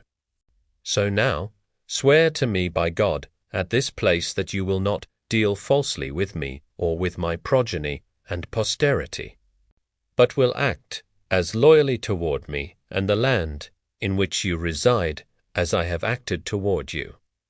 Abraham replied, I so swear. Abraham, however, reproached Abimelech about a well that Abimelech's servants had seized by force. I have no idea who did that, Abimelech replied. In fact, you never told me about it, nor did I ever hear of it until now. Then Abraham took sheep and cattle and gave them to Abimelech, and the two made a covenant. Abraham also set apart 7 away lambs of the flock. And Abimelech asked him, What is the purpose of these 7 away lambs that you have set apart? Abraham answered, The 7 away lambs you shall accept from me, that you may be my witness that I dug this well. This is why the place is called Beersheba. The two of them took an oath there. When they had thus made the covenant in Beersheba, Abimelech, along with Phicol, the commander of his army, left to return to the land of the Philistines. Abraham planted a tamarisk at Beersheba, and there he invoked by name the Lord, God the Eternal. Abraham resided in the land of the Philistines for a long time. Some time afterward, God put Abraham to the test and said to him, Abraham, here I am. He replied. Then God said, Take your son Isaac, your only one you love, and go to the land of Moriah. There offer him up as a burnt offering on one of the heights that I will point out to you. Early the next morning Abraham saddled his donkey, took with him 2 of his servants, and his son Isaac, and after cutting the wood for the burnt offering, set out for the place of which God had told him. On the 3rd day Abraham caught sight of the place from a distance. Abraham said to his servants, Stay here with the donkey, while the boy and I go on over there. We will worship, and then come back to you. So Abraham took the wood for the burnt offering and laid it on his son Isaac, while he himself carried the fire on the knife. As the two walked on together, Isaac spoke to his father Abraham, Father. He said, Here I am. He replied. Isaac continued, Here are the fire and the wood, but where is the sheep for the burnt offering? My son, Abraham answered, God will provide the sheep for the burnt offering. Then the two walked on together. When they came to the place of which God had told him, Abraham built an altar there and arranged the wood on it. Next he bound his son Isaac and put him on top of the wood on the altar. Then Abraham reached out and took the knife to slaughter his son. But the angel of the Lord called to him from heaven, Abraham, Abraham, here I am, he answered. Do not lay your hand on the boy, said the angel. Do not do the least thing to him. For now I know that you fear God, since you did not withhold from me your son, your only one. Abraham looked up and saw a single ram caught by its horns in the thicket. So Abraham went and took the ram and offered it up as a burnt offering in place of his son. Abraham named that place Yahweh-Yireh, hence people today say, On the mountain the Lord will provide. A second time the angel of the Lord called to Abraham from heaven, and said, I swear by my very self, oracle of the Lord, that, because you acted as you did in not withholding from me your son, your only one, I will bless you and make your descendants as countless as the stars of the sky, and the sands of the seashore your descendants will take possession of the gates of their enemies. And in your descendants all the nations of the earth will find blessing, because you obeyed my command." Abraham then returned to his servants, and they set out together for Beersheba, where Abraham lived. Some time afterward, the news came to Abraham, "Milcah has borne sons to your brother, Nahuz." His firstborn, his brother Buz, Kemuel the father of Aram, Chest, Hazo, Pildash, Jidlaph, and Bethuel. Bethuel became the father of Rebekah. These 8 Milcah bore to Nah, Abraham's brother. His concubine, whose name was Reumah, also bore children Tebah, Gaham, Tahash, and Maasach. The span of Sarah's life was 127 years. She died in Kiriath Arba, now Hebron, in the land of Canaan, and Abraham proceeded to mourn and weep for her. Then he left the side of his deceased wife and addressed the Hittites, "Although I am a resident alien among you, sell me from your holdings a burial place, that I may bury my deceased wife." The Hittites answered Abraham, "Please, sir, listen to us. You are a mighty leader among us. Bury your dead in the choicest of our burial sites. None of us would deny you his burial ground for the burial of your dead." Abraham, however, proceeded to bow low before the people of the land, the Hittites, and said to them, "If you will allow me room for burial of my dead, listen to me. Intercede for me with Ephron, son of Zohar, so that he will sell me the cave of Machpelah, that he owns it, is at the edge of his field. Let him sell it to me in your presence at its full price for a burial place." Now Ephron was sitting with the Hittites. So Ephron the Hittite replied to Abraham in the hearing of the Hittites, "All who entered the gate of his city, please, sir, listen to me. I give you both the field and the cave in it. In the presence of my people I give it to you. Bury your dead." But Abraham, after bowing low before the people of the land, addressed Ephron in the hearing of these men, "If only you would please listen to me, I will pay you the price of the field. Accept it from me, that I may bury my dead there." Ephron replied to Abraham, "Please, sir, listen to me. A piece of land worth 400 shekels of silver, what is that between you and me? Bury your dead." Abraham accepted Ephron's terms. He weighed out to him the silver that Ephron had stipulated in the hearing of the Hittites, 400 shekels of silver at the current market value.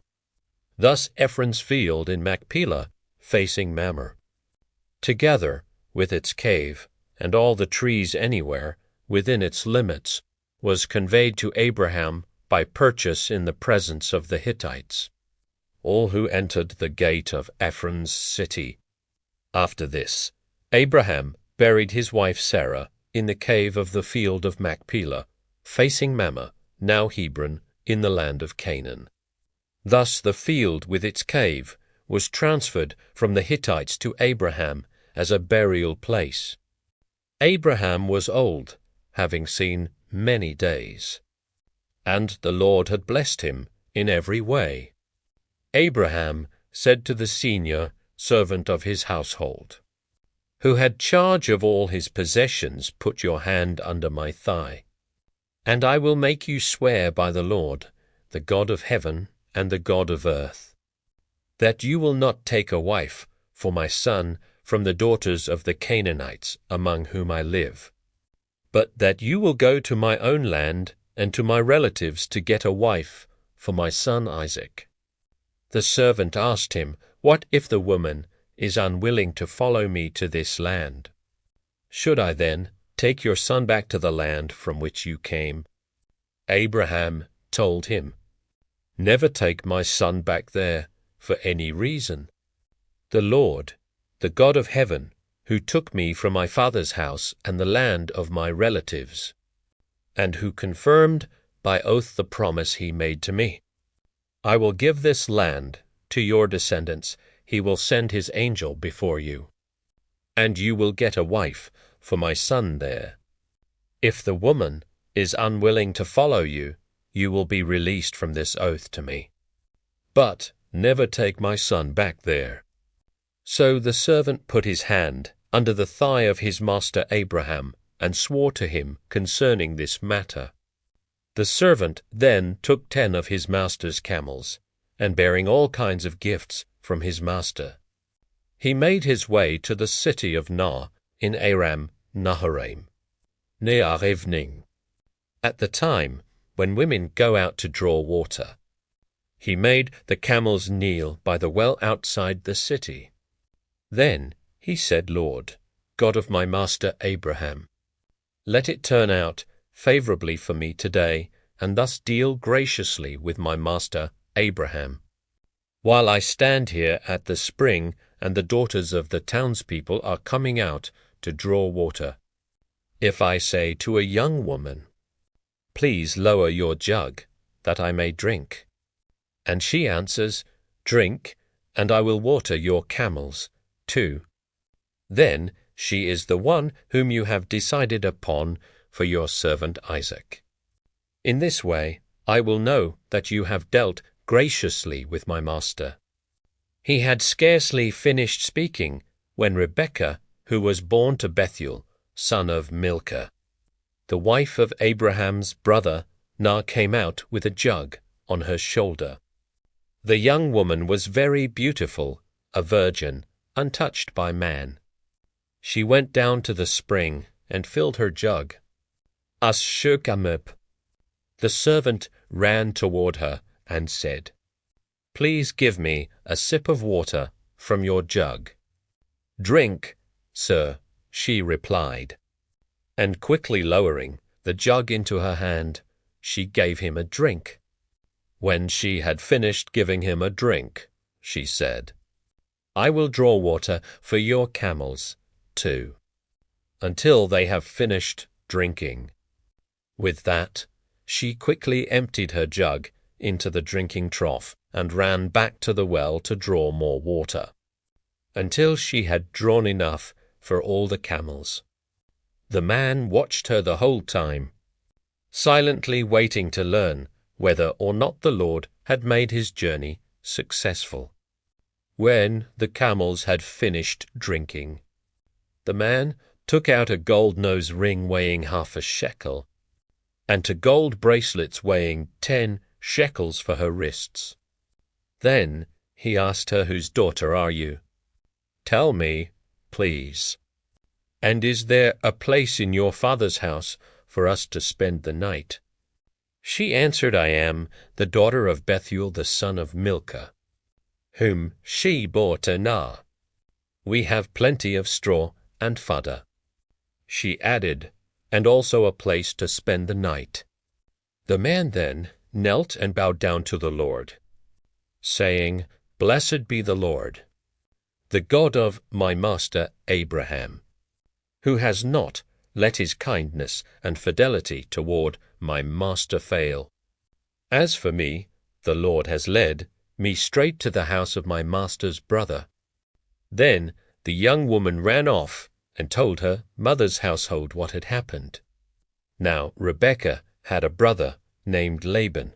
Laban rushed outside to the man at the spring. When he saw the nose ring and the bracelets on his sister's arms, and when he heard Rebekah repeating what the man had said to her, he went to him while he was standing by the camels at the spring. He said, "Come, blessed of the Lord. Why are you standing outside when I have made the house ready, as well as a place for the camels?" The man then went inside, and while the camels were being unloaded and provided with straw and fodder, water was brought to bathe his feet and the feet of the men who were with him. But when food was set before him, he said, "I will not eat until I have told my story." "Go ahead," they replied. "I am Abraham's servant," he began. "The Lord has blessed my master so abundantly that he has become wealthy, he has given him flocks and herds, silver and gold, male and female slaves, and camels and donkeys. My master's wife Sarah bore a son to my master in her old age, and he has given him everything he owns. My master put me under oath, saying, You shall not take a wife for my son from the daughters of the Canaanites, in whose land I live instead. You must go to my father's house, to my own family, to get a wife for my son. When I asked my master, What if the woman will not follow me? He replied, The Lord, in whose presence I have always walked, will send his angel with you and make your journey successful. And so you will get a wife for my son from my own family and my father's house. Then you will be freed from my curse. If you go to my family and they refuse you, then, too, you will be free from my curse. When I came to the spring today, I said, Lord, God of my master Abraham, please make successful the journey I am on, while I stand here at the spring. If I say to a young woman who comes out to draw water, Please give me a little water from your jug, and she answers, Drink, and I will draw water for your camels, to then she is the woman whom the Lord has decided upon for my master's son. I had scarcely finished saying this to myself when Rebekah came out with a jug on her shoulder. After she went down to the spring and drew water, I said to her, Please let me have a drink. She quickly lowered the jug she was carrying and said, Drink, and I will water your camels, too. So I drank, and she watered the camels also. When I asked her, Whose daughter are you? She answered, The daughter of Bethuel, son of Nar, born to Nar by Milcah. So I put the ring on her nose and the bracelets on her wrists. Then I knelt and bowed down to the Lord, blessing the Lord, the God of my master Abraham, who had led me on the right road to obtain the daughter of my master's kinsman for his son. Now, if you will act with kindness and fidelity toward my master, let me know, but if not, let me know that too. I can then proceed accordingly. Laban and Bethuel said in reply, This thing comes from the Lord, we can say nothing to you either for or against it. Here is Rebekah, right in front of you take her, and go, that she may become the wife of your master's son, as the Lord has said. When Abraham's servant heard their answer, he bowed to the ground before the Lord. Then he brought out objects of silver and gold and clothing, and presented them to Rebekah. He also gave costly presents to her brother and mother. After he and the men with him had eaten and drunk, they spent the night there. When they got up the next morning, he said, Allow me to return to my master. Her brother and mother replied, Let the young woman stay with us a short while, say 10 days after that she may go. But he said to them, Do not detain me. Now that the Lord has made my journey successful, let me go back to my master. They answered, Let us call the young woman and see what she herself has to say about it. So they called Rebekah and asked her, Will you go with this man? She answered, I will. At this they sent off their sister Rebekah and her nurse with Abraham's servant and his men. They blessed Rebekah and said, Sister, may you grow into thousands of myriads, and may your descendants gain possession of the gates of their enemies.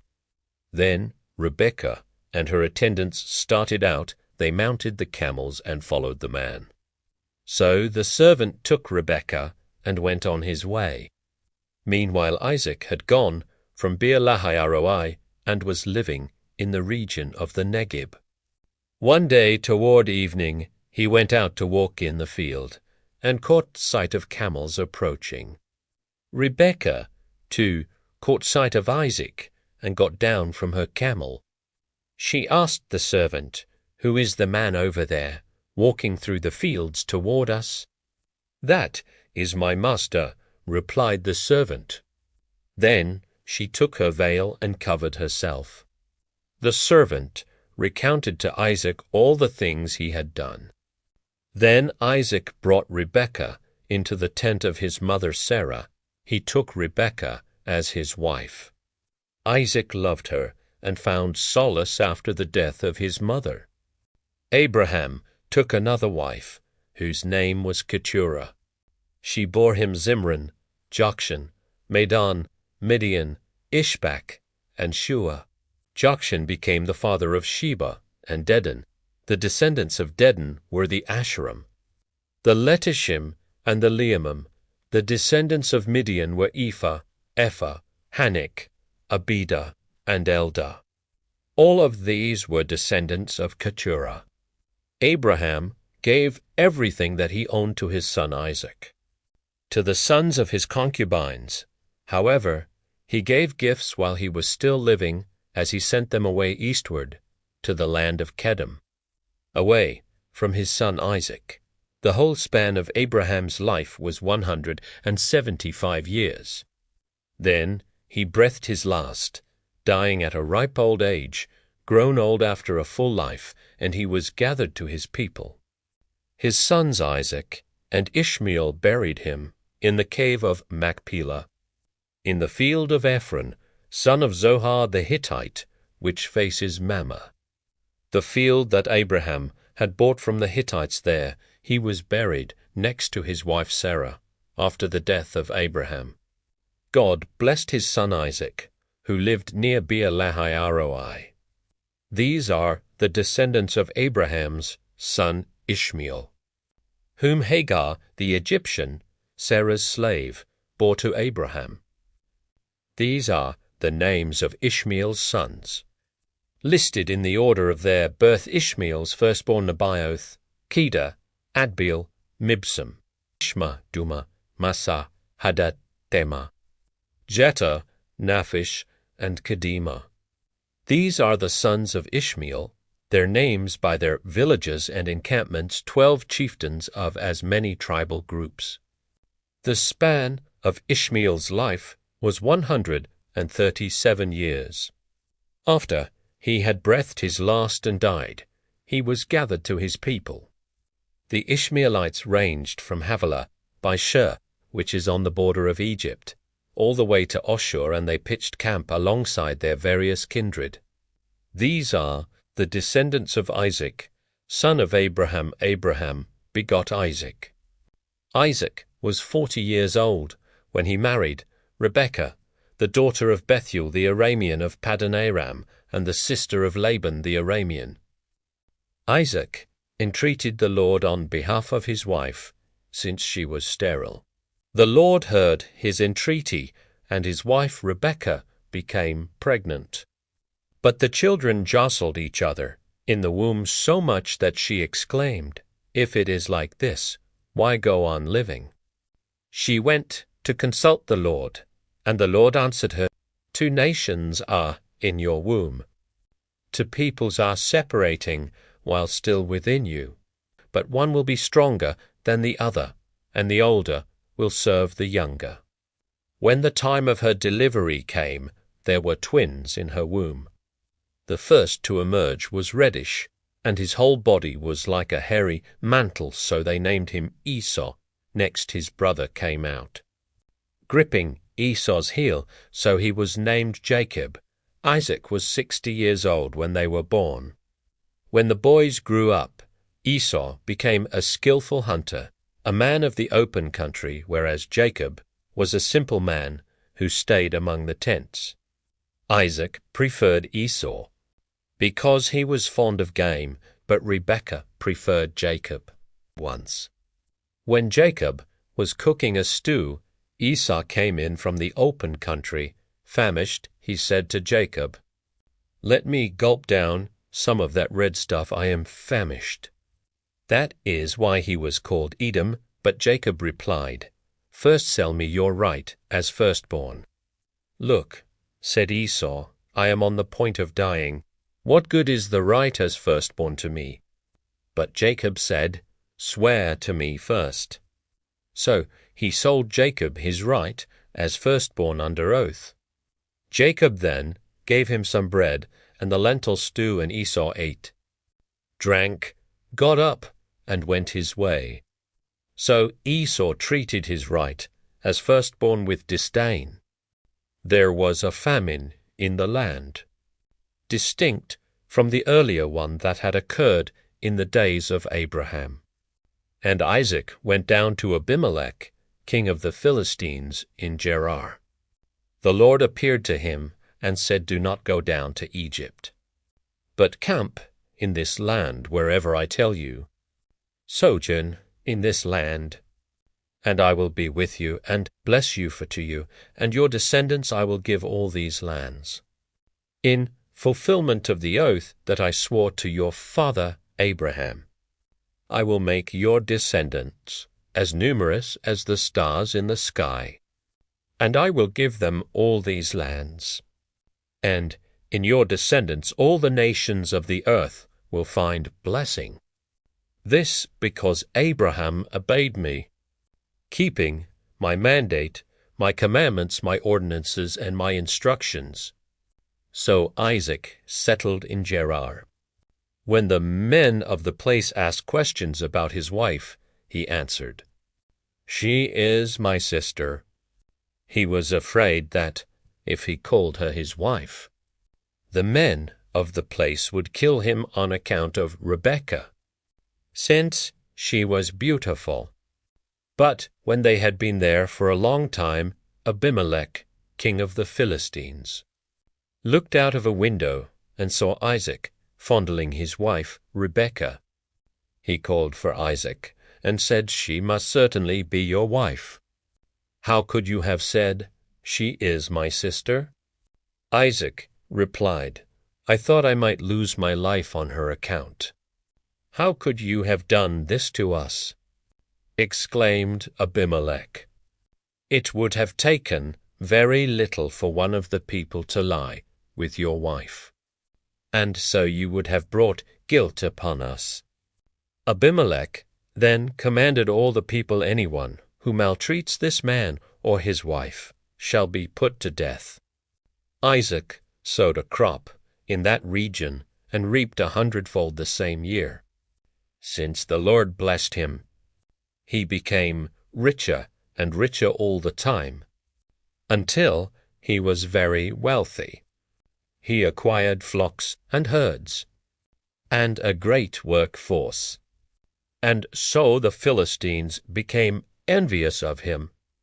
The Philistines had stopped up and filled with dirt all the wells that his father's servants had dug back in the days of his father Abraham. So Abimelech said to Isaac, "Go away from us, you have become far too numerous for us." Isaac left there and camped in the Wadi Gerar, where he stayed.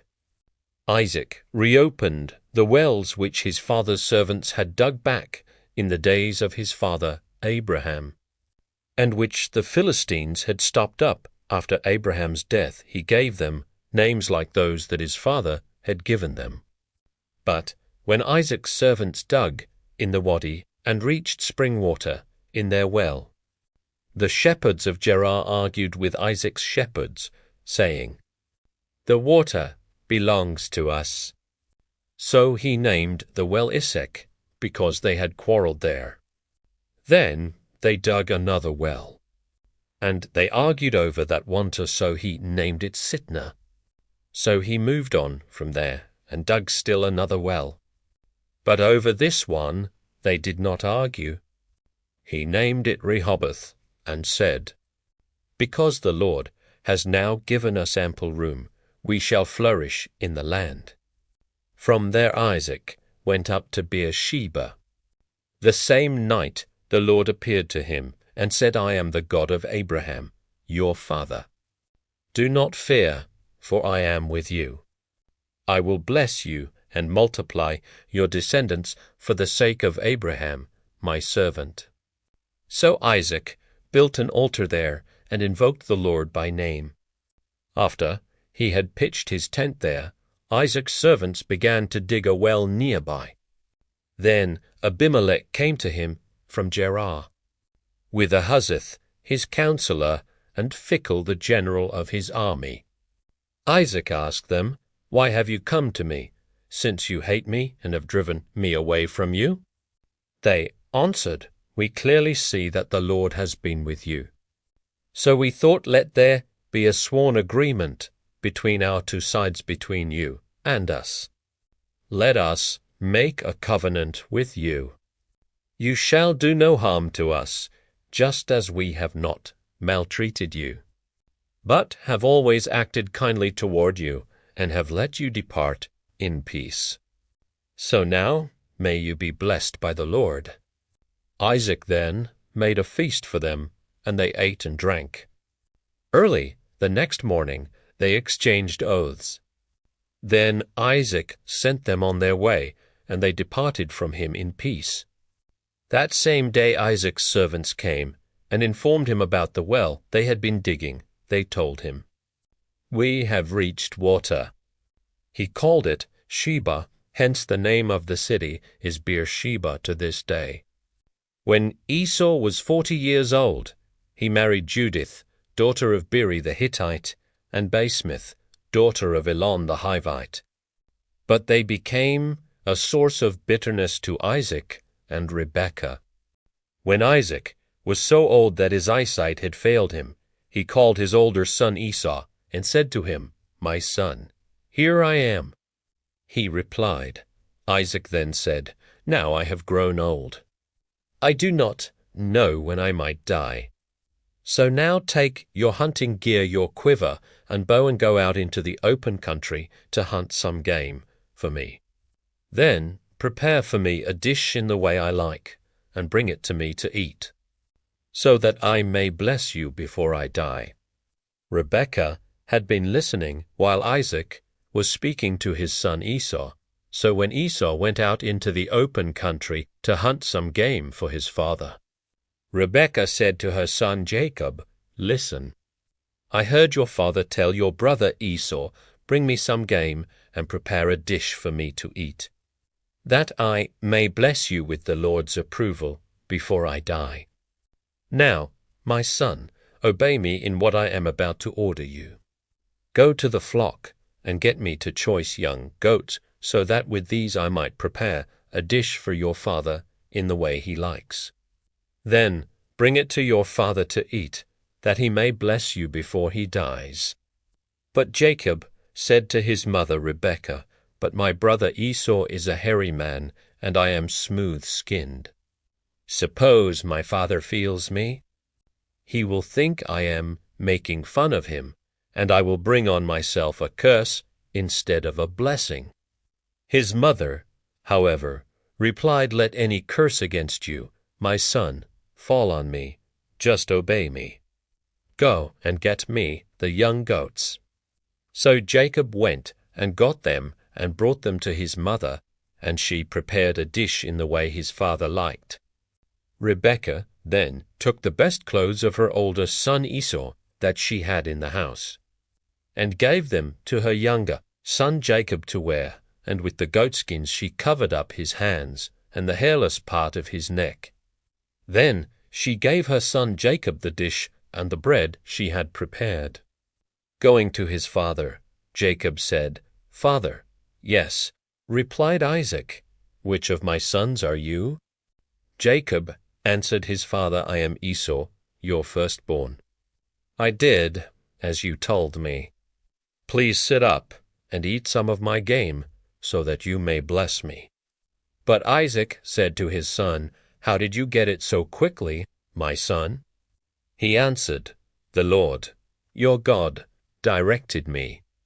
Isaac then said to Jacob, "Come closer, my son, that I may feel you, to learn whether you really are my son Esau or not."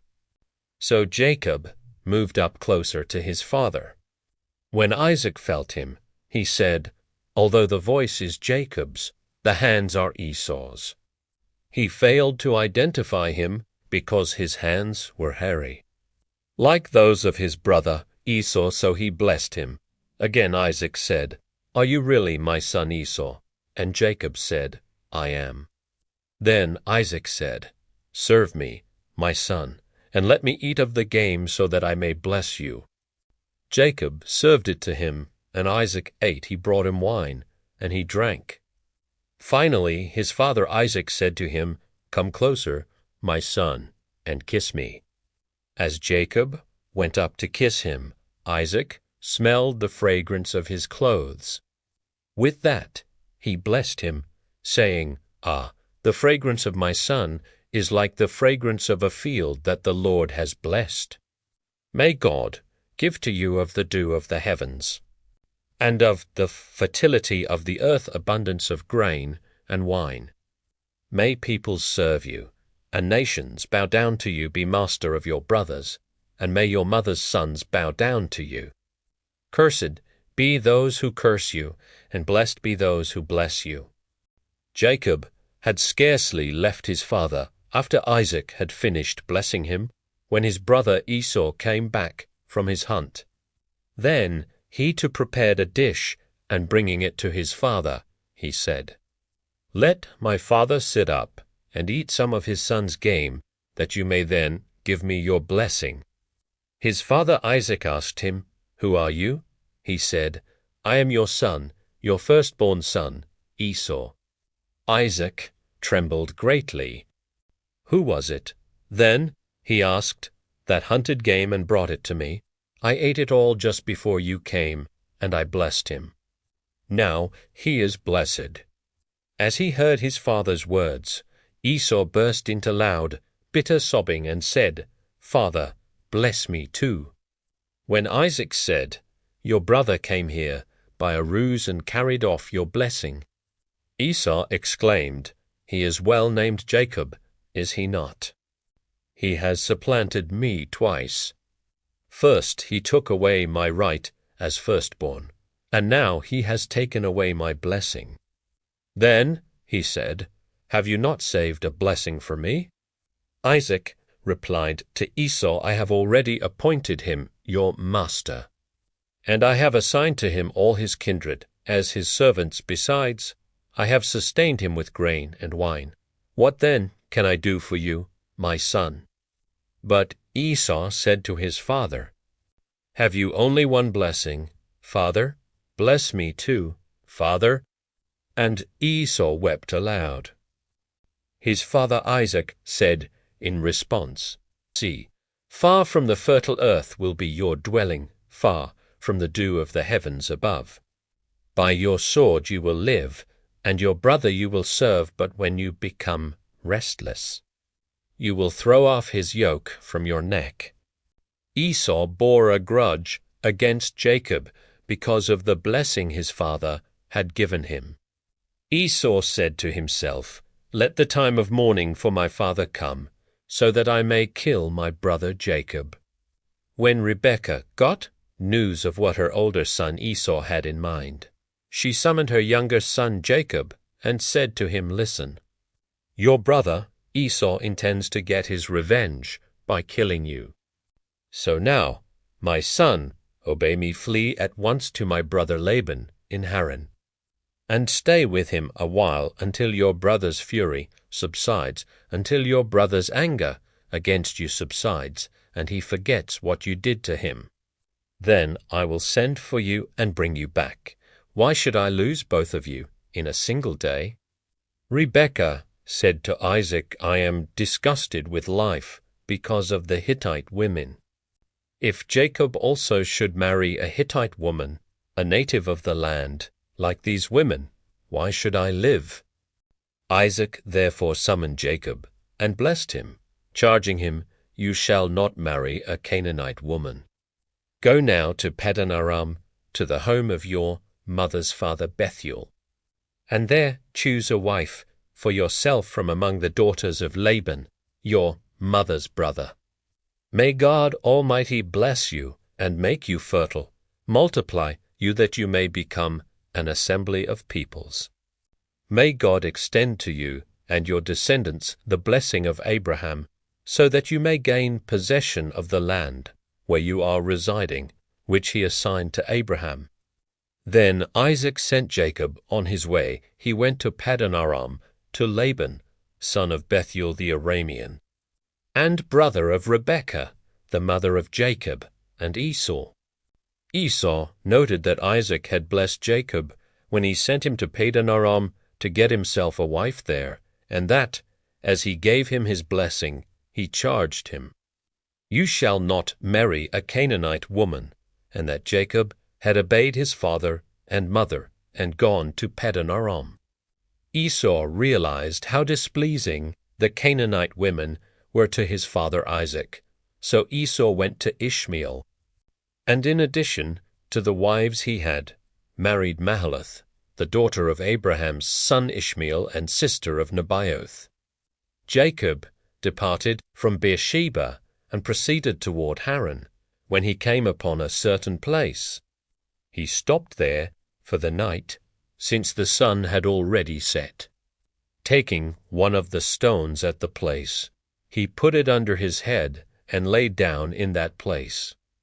Then he had a dream. A stairway rested on the ground, with its top reaching to the heavens, and God's angels were going up and down on it. And there was the Lord standing beside him, and saying, "I am the Lord, the God of Abraham your father, and the God of Isaac. The land on which you are lying I will give to you and your descendants. Your descendants will be like the dust of the earth, and through them you will spread to the west and the east, to the north and the south. In you and your descendants all the families of the earth will find blessing. I am with you and will protect you wherever you go and bring you back to this land. I will never leave you until I have done what I promised you."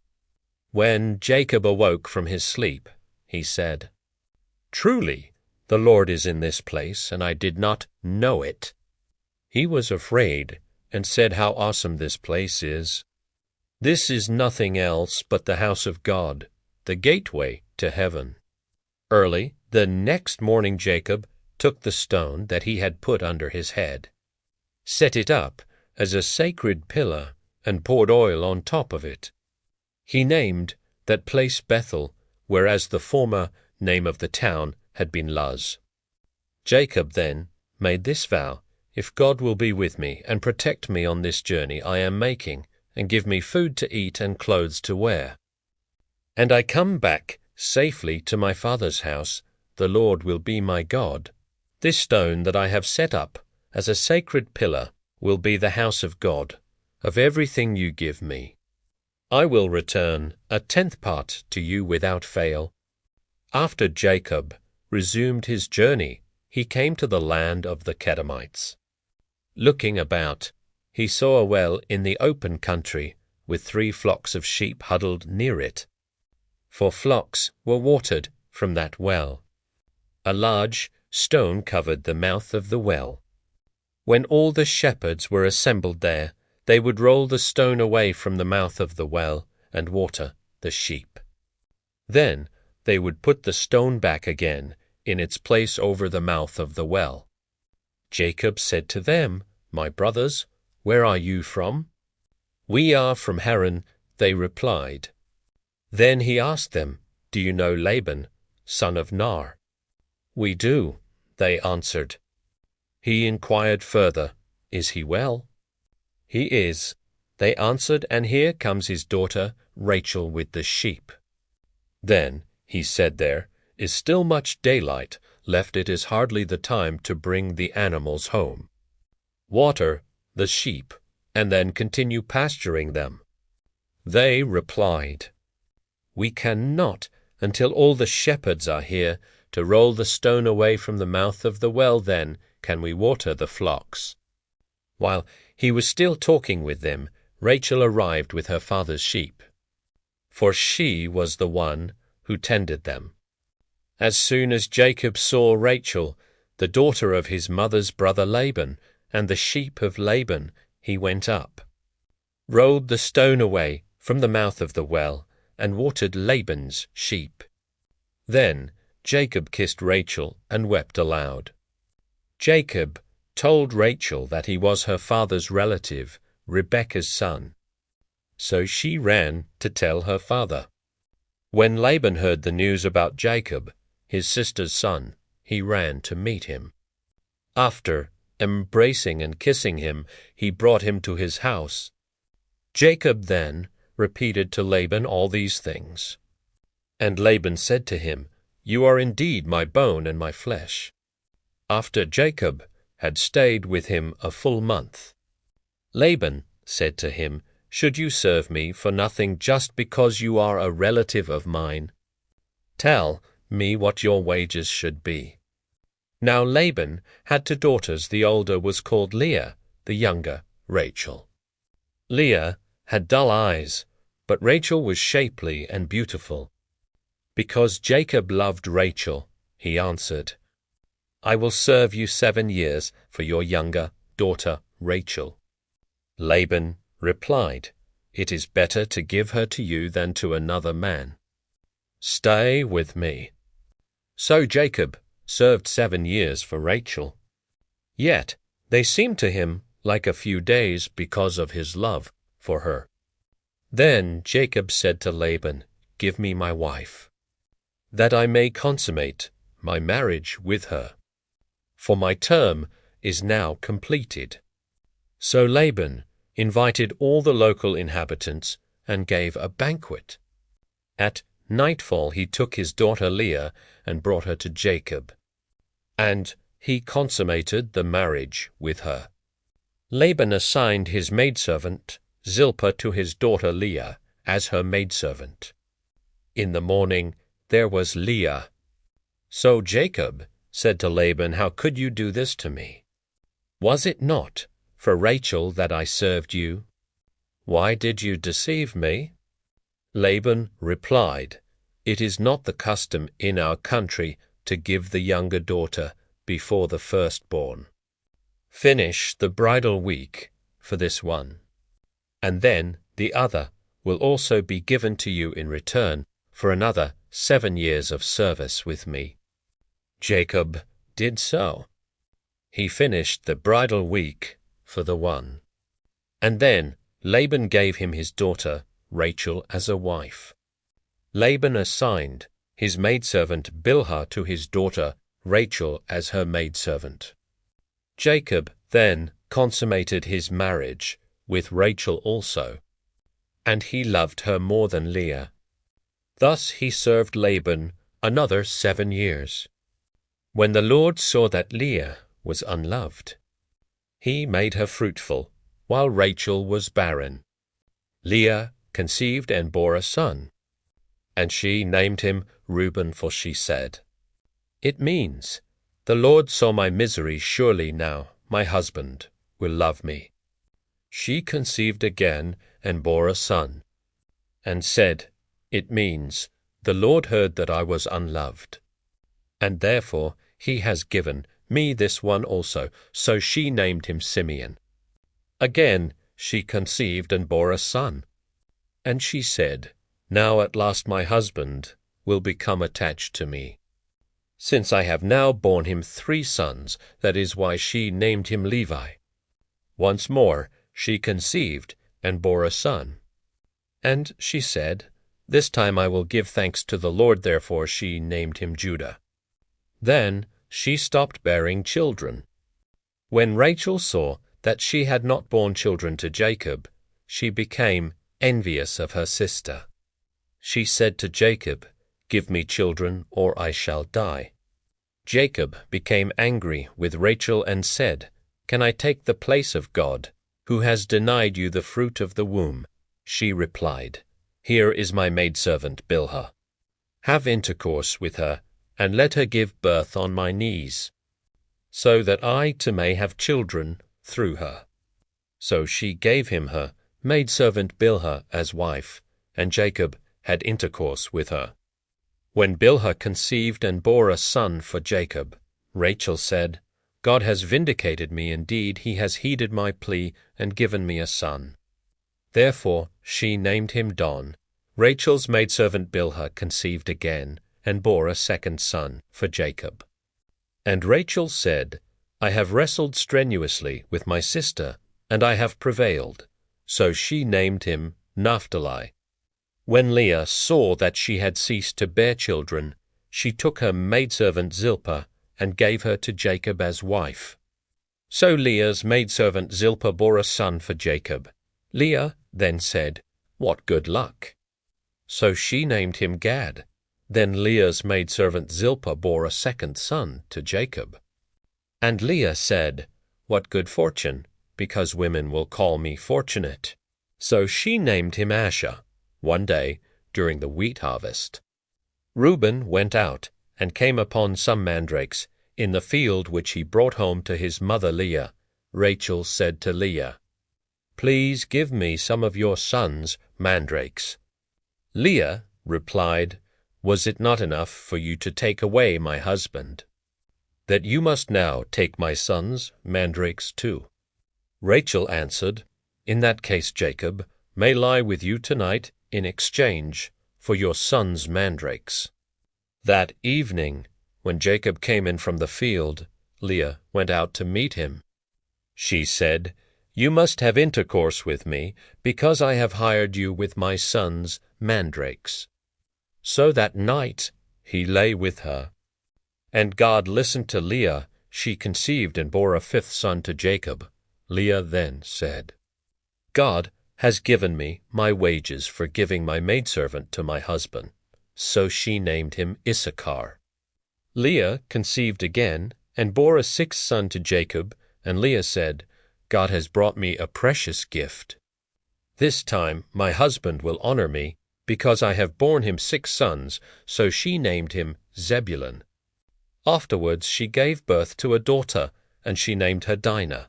Then God remembered Rachel. God listened to her and made her fruitful.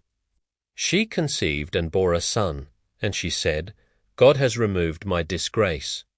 She named him Joseph, saying, "May the Lord add another son for me." After Rachel gave birth to Joseph, Jacob said to Laban, "Allow me to go to my own region and land. Give me my wives and my children, for whom I served you, and let me go, for you know the service that I rendered you." Laban answered him, "If you will please. I have learned through divination that the Lord has blessed me because of you." He continued, "State the wages I owe you, and I will pay them." Jacob replied, "You know what work I did for you, and how well your livestock fared under my care. The little you had before I came has grown into an abundance, since the Lord has blessed you in my company. Now, when can I do something for my own household as well?" Laban asked, "What should I give you?" Jacob answered, "You do not have to give me anything. If you do this thing for me, I will again pasture and tend your sheep. Let me go through your whole flock today, and remove from it every dark animal among the lambs, and every spotted or speckled one among the goats. These will be my wages. In the future, whenever you check on my wages, my honesty will testify for me any animal that is not speckled or spotted among the goats, or dark among the lambs, got into my possession by theft." Laban said, "Very well. Let it be as you say." That same day Laban removed the streaked and spotted he-goats and all the speckled and spotted she-goats, all those with some white on them, as well as every dark lamb, and he put them in the care of his sons. Then he put a 3 days' journey between himself and Jacob, while Jacob was pasturing the rest of Laban's flock. Jacob, however, got some fresh shoots of poplar, almond and plane trees, and he peeled white stripes in them by laying bare the white core of the shoots. The shoots that he had peeled he then set upright in the watering troughs where the animals came to drink, so that they would be in front of them. When the animals were in heat, as they came to drink, the goats mated by the shoots, and so they gave birth to streaked, speckled, and spotted young.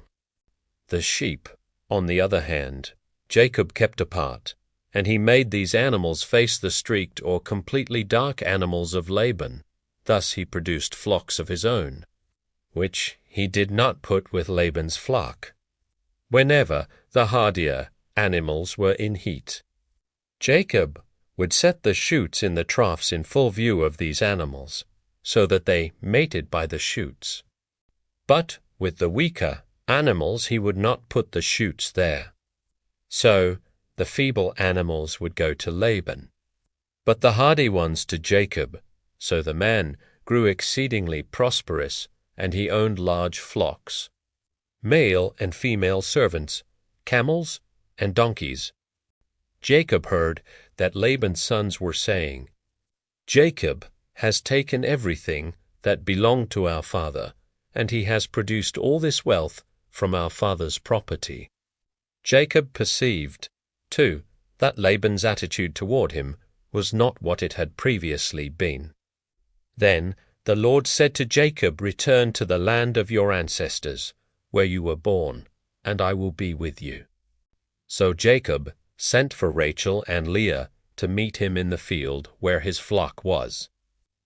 There he said to them, "I have noticed that your father's attitude toward me is not as it was in the past, but the God of my father has been with me. You know well that with all my strength I served your father, yet your father cheated me and changed my wages 10 times. God, however, did not let him do me any harm. Whenever your father said, 'The speckled animals will be your wages,' the entire flock would bear speckled young whenever he said, 'The streaked animals will be your wages,' the entire flock would bear streaked young. So God took away your father's livestock and gave it to me. Once, during the flock's mating season, I had a dream in which I saw he-goats mating that were streaked, speckled and mottled. In the dream, God's angel said to me, 'Jacob,' and I replied, 'Here I am.' Then he said, 'Look up and see. All the he-goats that are mating are streaked, speckled, and mottled. For I have seen all the things that Laban has been doing to you. I am the God of Bethel, where you anointed a sacred pillar and made a vow to me. Get up now, leave this land, and return to the land of your birth.' Rachel and Leah answered him, 'Do we still have an heir's portion in our father's house? Are we not regarded by him as outsiders? He not only sold us, he has even used up the money that he got for us. All the wealth that God took away from our father really belongs to us and our children, so do whatever God has told you.' Jacob proceeded to put his children and wives on camels, and he drove off all his livestock and all the property he had acquired in Paddan Aram, to go to his father Isaac in the land of Canaan. Now Laban was away shearing his sheep, and Rachel had stolen her father's household images. Jacob had hoodwinked Laban the Aramean by not telling him that he was going to flee. Thus he fled with all that he had. Once he was across the Euphrates, he headed for the hill country of Gilead. On the 3rd day, word came to Laban that Jacob had fled. Taking his kinsman with him, he pursued him for 7 days until he caught up with him in the hill country of Gilead. But that night God appeared to Laban the Aramean in a dream and said to him, "Take care not to say anything to Jacob," when Laban overtook Jacob. Jacob's tents were pitched in the hill country. Laban also pitched his tents in the hill country of Gilead. Laban said to Jacob, "How could you hoodwink me and carry off my daughters like prisoners of war? Why did you dupe me by stealing away secretly? You did not tell me. I would have sent you off with joyful singing to the sound of tambourines and harps. You did not even allow me a parting kiss to my daughters and grandchildren. Now what you have done makes no sense. I have it in my power to harm all of you, but last night the God of your father said to me, Take care not to say anything to Jacob. Granted that you had to leave because you were longing for your father's house. Why did you steal my gods? Jacob replied to Laban, I was frightened at the thought that you might take your daughters away from me by force. As for your gods, the one you find them with shall not remain alive. If, with our kinsman looking on, you identify anything here as belonging to you, take it. Jacob had no idea that Rachel had stolen the household images. Laban then went in and searched Jacob's tent and Leah's tent, as well as the tents of the two maidservants, but he did not find them. Leaving Leah's tent, he went into Rachel's. Meanwhile, Rachel had taken the household images, put them inside the camel's saddlebag, and seated herself upon them. When Laban had rummaged through her whole tent without finding them, she said to her father, Do not let my lord be angry that I cannot rise in your presence. I am having my period.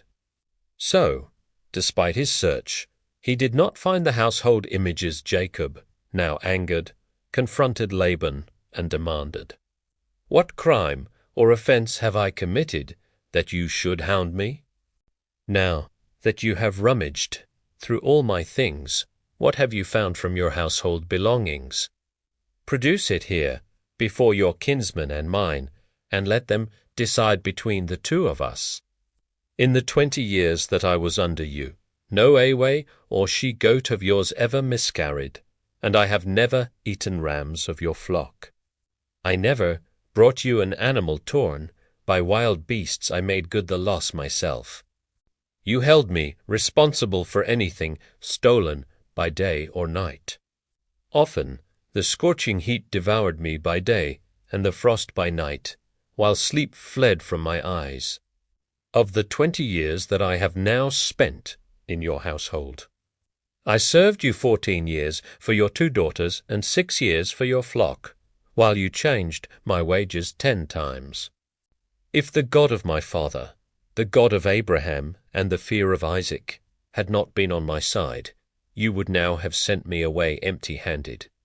But God saw my plight and the fruits of my toil, and last night he reproached you. Laban replied to Jacob, The daughters are mine, their children are mine, and the flocks are mine. Everything you see belongs to me. What can I do now for my own daughters and for the children they have borne? Come, now let us make a covenant, you and I, and it will be a treaty between you and me. Then Jacob took a stone and set it up as a sacred pillar. Jacob said to his kinsmen, Gather stones. So they got stones and made a mound, and they ate there at the mound. Laban called it Jegar-Sahadutha, but Jacob called it Galeed. Laban said, This mound will be a witness from now on between you and me. That is why it was named Galeed, and also Mizpah. For he said, May the Lord keep watch between you and me when we are out of each other's sight. If you mistreat my daughters, or take other wives besides my daughters, know that even though no one else is there, God will be a witness between you and me. Laban said further to Jacob, Here is this mound, and here is the sacred pillar that I have set up between you and me. This mound will be a witness, and this sacred pillar will be a witness, that, with hostile intent, I may not pass beyond this mound into your territory, nor may you pass beyond it into mine. May the God of Abraham and the God of Nah, the God of their father, judge between us. Jacob took the oath by the fear of his father Isaac. He then offered a sacrifice on the mountain and invited his kinsmen to share in the meal. When they had eaten, they passed the night on the mountain. Early the next morning, Laban kissed his grandchildren and his daughters and blessed them. Then he set out on his journey back home. Meanwhile Jacob continued on his own way, and God's angels encountered him. When Jacob saw them, he said, "This is God's encampment." So he named that place Mahanaim.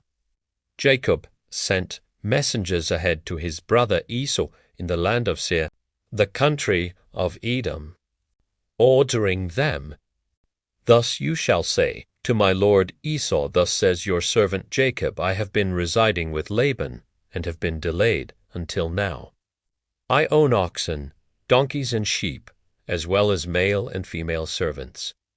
I have sent my lord this message in the hope of gaining your favor." When the messengers returned to Jacob, they said, "We found your brother Esau.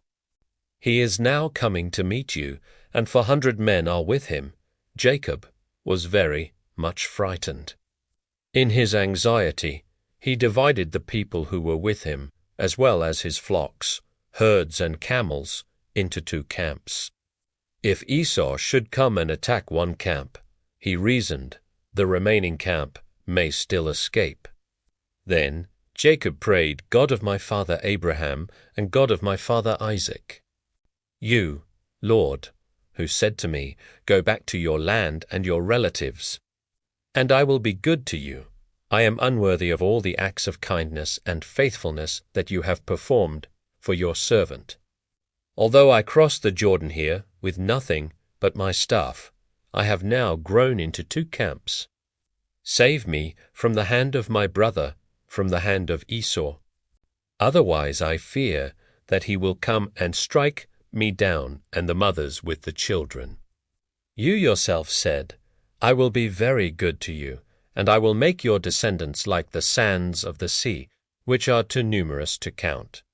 After passing the night there, Jacob selected from what he had with him a present for his brother Esau: 200 she-goats and 20 he-goats, 200 ewes and 20 rams, 30 female camels and their young, 40 cows and 10 bulls, 20 female donkeys and 10 male donkeys. He put these animals in the care of his servants, in separate herds, and he told the servants, "Go on ahead of me, but keep some space between the herds." He ordered the servant in the lead. "When my brother Esau meets you and asks, 'To whom do you belong? Where are you going? To whom do these animals ahead of you belong?' Tell him, 'To your servant Jacob, but they have been sent as a gift to my lord Esau. Jacob himself is right behind us.'" He also ordered the second servant, and the third, and all the others who followed behind the herds. "Thus, and so you shall say to Esau, when you reach him, and also tell him, 'Your servant Jacob is right behind us.'" For Jacob reasoned, "If I first appease him with a gift that precedes me, then later, when I face him, perhaps he will forgive me." So the gifts went on ahead of him while he stayed that night in the camp. That night, however, Jacob arose, took his 2 wives, with the 2 maidservants and his 11 children, and crossed the ford of the Jabbok. After he got them and brought them across the wadi and brought over what belonged to him, Jacob was left there alone. Then a man wrestled with him until the break of dawn. When the man saw that he could not prevail over him, he struck Jacob's hip at its socket, so that Jacob's socket was dislocated as he wrestled with him. The man then said, "Let me go, for it is daybreak." But Jacob said, "I will not let you go until you bless me." "What is your name?" the man asked. He answered, "Jacob." Then the man said, "You shall no longer be named Jacob, but Israel, because you have contended with divine and human beings and have prevailed." Jacob then asked him, "Please tell me your name." He answered, "Why do you ask for my name?" With that he blessed him. Jacob named the place Peniel, because I have seen God face to face. He said, "Yet my life has been spared." At sunrise, as he left Penuel, Jacob limped along because of his hip. That is why, to this day, the Israelites do not eat the sciatic muscle that is on the hip socket, because he had struck Jacob's hip socket at the sciatic muscle. Jacob looked up and saw Esau coming, and with him 400 men. So he divided his children among Leah, Rachel, and the 2 maidservants, putting the maidservants and their children first, Leah and her children next, and Rachel and Joseph last. He himself went on ahead of them, bowing to the ground 7 times, until he reached his brother. Esau ran to meet him, embraced him, and, flinging himself on his neck, kissed him as he wept. Then Esau looked up and saw the women and children and asked, "Who are these with you?" Jacob answered, "They are the children with whom God has graciously favored your servant." Then the maidservants and their children came forward and bowed low next. Leah and her children came forward and bowed low lastly. Joseph and Rachel came forward and bowed low. Then Esau asked, "What did you intend with all those herds that I encountered?" Jacob answered, "It was to gain my Lord's favor." Esau replied, "I have plenty, my brother. You should keep what is yours." "No, I beg you," said Jacob, "if you will do me the favor, accept this gift from me. Since to see your face is for me like seeing the face of God, and you have received me so kindly. Accept the gift I have brought you. For God has been generous toward me, and I have an abundance." Since he urged him strongly, Esau accepted. Then Esau said, "Let us break camp, and be on our way. I will travel in front of you." But Jacob replied, "As my Lord knows, the children are too young, and the flocks and herds that are nursing are a concern to me. If overdriven for even a single day, the whole flock will die. Let my Lord, then, go before his servant, while I proceed more slowly at the pace of the livestock, before me, and at the pace of my children, until I join my Lord in Seir." Esau replied, "Let me at least put at your disposal some of the people who are with me." But Jacob said, "Why is this that I am treated so kindly, my Lord?" So on that day Esau went on his way back to Seir, and Jacob broke camp for Sukkot. There Jacob built a home for himself, and made booths for his livestock. That is why the place was named Sukkot. Jacob arrived safely at the city of Shechem, which is in the land of Canaan. When he came from Paddan Aram, he encamped in sight of the city. The plot of ground on which he had pitched his tent, he bought for 100 pieces of money from the descendants of Hamor, the father of Shechem. He set up an altar there and invoked El, the God of Israel. Dinah, the daughter whom Leah had borne to Jacob, went out to visit some of the women of the land. When Shechem, Samathivite, leader of the region, saw her, he seized her and lay with her by force.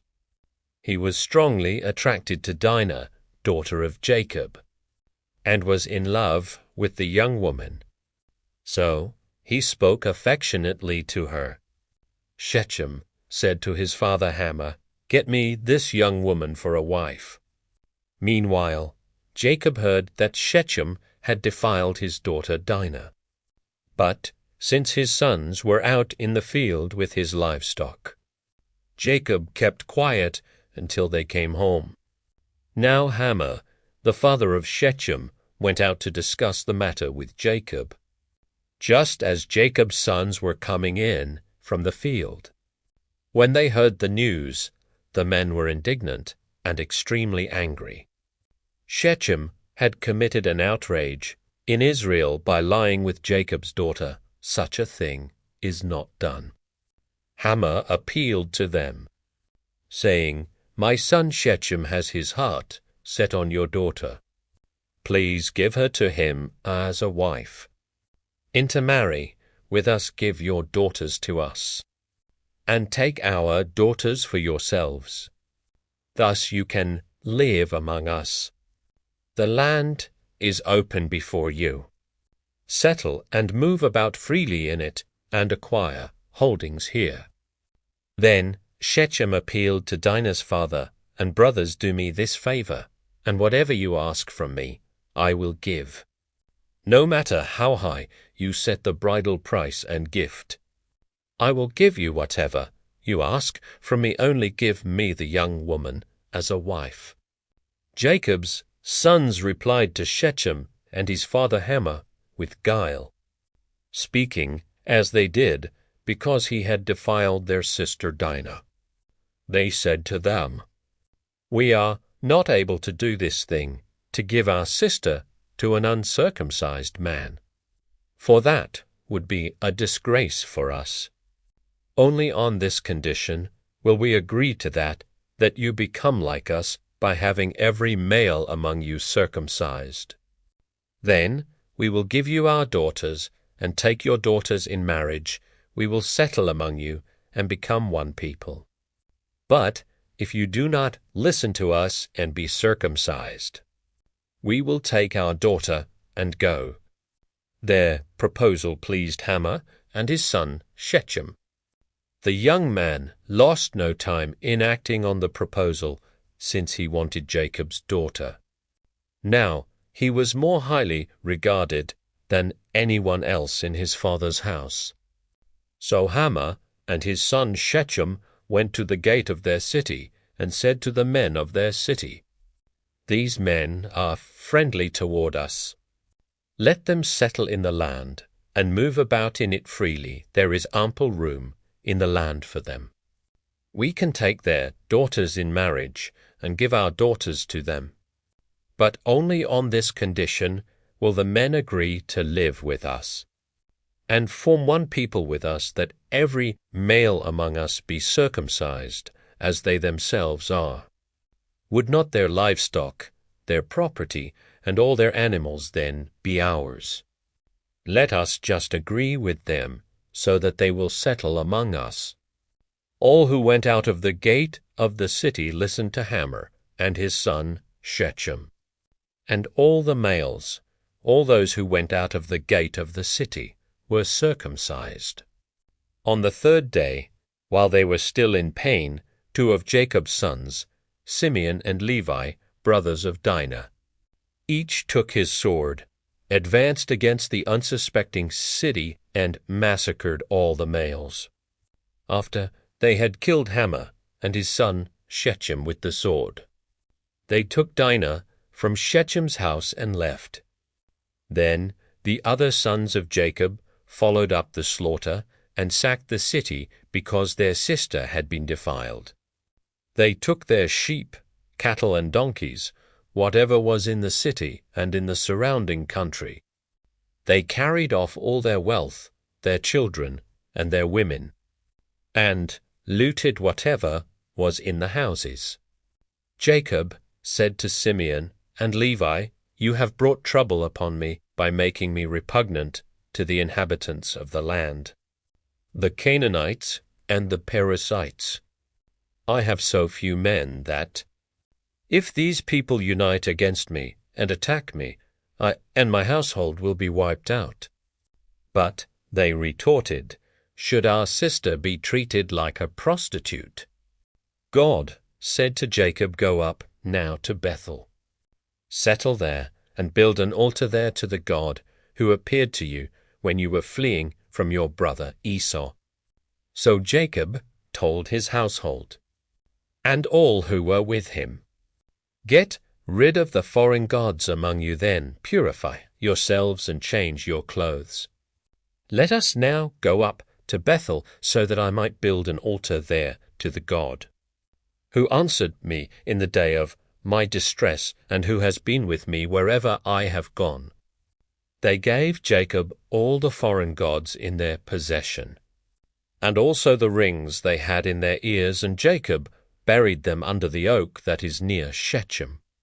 Then, as they set out, a great terror fell upon the surrounding towns. so that no one pursued the sons of Jacob. Thus Jacob and all the people who were with him arrived in Luz. Now Bethel in the land of Canaan. There he built an altar and called the place El Bethel. For it was there that God had revealed himself to him when he was fleeing from his brother.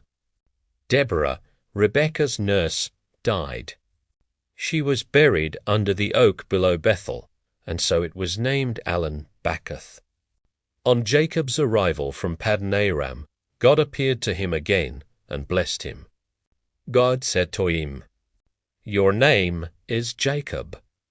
You will no longer be named Jacob, but Israel will be your name." So he was named Israel. Then God said to him, "I am God Almighty, be fruitful and multiply. A nation, indeed an assembly of nations, will stem from you, and kings will issue from your loins. The land I gave to Abraham and Isaac I will give to you, and to your descendants after you I will give the land." Then God departed from him. In the place where God had spoken with him, Jacob set up a sacred pillar, a stone pillar. And upon it he made a libation and poured out oil. Jacob named the place where God spoke to him Bethel. Then they departed from Bethel, but while they still had some distance, to go to Ephrath. Rachel went into labor and suffered great distress. When her labor was most intense, the midwife said to her, "Do not fear, for now you have another son." With her last breathful she was at the point of death. She named him Benoni, but his father named him Benjamin. Thus Rachel died, and she was buried on the road to Ephrath, now Bethlehem. Jacob set up a sacred pillar on her grave, and the same pillar marks Rachel's grave to this day. Israel moved on and pitched his tent beyond Migdal Eder.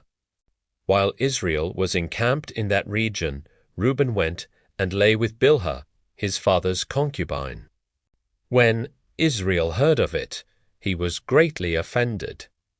The sons of Jacob were now 12. The sons of Leah Reuben, Jacob's firstborn, Simeon, Levi, Judah, Issachar, and Zebulun. The sons of Rachel Joseph and Benjamin. The sons of Rachel's maidservant Bilhah Dan and Naphtali. The sons of Leah's maidservant Zilpah Gad and Asher. These are the sons of Jacob who were born to him in Paddan Aram. Jacob went home to his father Isaac at Mamre, in Kirioth Arba, now Hebron, where Abraham and Isaac had resided. The length of Isaac's life was 180 years. Then he breathed his last. He died as an old man and was gathered to his people. After a full life, his sons Esau and Jacob buried him. These are the descendants of Esau, that is, Edom. Esau took his wives from among the Canaanite women Adah, daughter of Elon the Hittite Oholibamah, the daughter of Anna, the son of Zibeon the Hivite, and Basemath, daughter of Ishmael and sister of Nebaioth. Adah bore Eliphaz to Esau. Basemath bore Reuel, and Oholibamah bore Jeush, Jalam, and Korah. These are the sons of Esau who were born to him in the land of Canaan. Esau took his wives, his sons, his daughters, and all the members of his household, as well as his livestock, all his cattle, and all the property he had acquired in the land of Canaan, and went to the land of Seir. Away from his brother Jacob, their possessions had become too great for them to dwell together, and the land in which they were residing could not support them because of their livestock. So Esau settled in the highlands of Seir. Esau is Edom. These are the descendants of Esau, ancestor of the Edomites, in the highlands of Seir. These are the names of the sons of Esau: Eliphaz. son of Ada, wife of Esau, and Reuel, son of Basemath, wife of Esau. The sons of Eliphaz were Tman, Omar, Zepho, Gatam, and Kenaz. Timnah was a concubine of Eliphaz, the son of Esau, and she bore Amalek to Eliphaz. Those were the sons of Ada, the wife of Esau. These were the sons of Reuel, Nahath, Zerah, Shammah, and Mizah. Those were the sons of Basemath, the wife of Esau. These were the sons of Esau's wife Oholibamah, the daughter of Anna. Son of Zibeon, whom she bore to Esau, Jush, Jalam, and Korah. These are the clans of the sons of Esau, the sons of Eliphaz. Esau's firstborn, the clans of Tman, Omar, Zepho, Kenaz, Korah, Gatam, and Amalek. These are the clans of Eliphaz in the land of Edom. They are the sons of Ada. These are the sons of Reuel.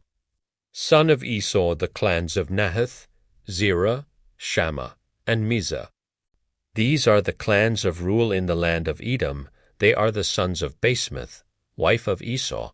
These were the sons of Oholibamah, wife of Esau, the clans of Jush, Jalam, and Korah. These are the clans of Esau's wife Oholibamah, daughter of Anna. These are the sons of Esau, that is, Edom according to their clans. These are the sons of Seir the Horite, the inhabitants of the land Lotan. Shobal, Zibeon, Anna, Dissan, Ezer, and Dishan. Those are the clans of the Horites. Sons of Seir, in the land of Edom, the sons of Lotan were Hori and Hemam. And Lotan's sister was Timnah. These are the sons of Shobal, Alvan, Mahanath, Ebal, Shepho, and Onam. These are the sons of Zibeon. Aya and Anna. He is the Anna who found water in the desert while he was pasturing the donkeys of his father Zibeon. These are the children of Anna, Dissan, and Oholibamah, daughter of Anna. These are the sons of Dissan, Hemdan, Eshban, Ithran, and Sharon. These are the sons of Ezer, Bilhan, Zovan, and Achan. These are the sons of Dishan, Uz, and Aaron. These are the clans of the Horites, the clans of Lotan. Shobal, Zibeon, Anna, Dissan, Ezos of the Horites, clan, in the land of Seir. These are the kings who reigned in the land of Edom before any king reigned over the Israelites. Bela, son of Beer, became king. In Edom, the name of his city was Dinhabah. When Beladiah, Jabob, Samzer, and Bozrah as king. When Jabob died, Husham, from the land of the Temanites, succeeded him as king. When Husham died, Hadad, son of Bidad, succeeded him as king. He is the one who defeated Midian in the country of Moab. The name of his city was Avith. When Hadad died, Samlah, from Masrekah, succeeded. When Samlah died, Shaul, from Rehoboth on the river, succeeded him as king. When Shaul died, Baal-Hanan, son of Akbah, succeeded him as king. When Baal-Hanan, son of Akbah, died, Hadad succeeded him as king. The name of his city was Po. His wife's name was Mehetabel, the daughter of Matred, son of Mezahab.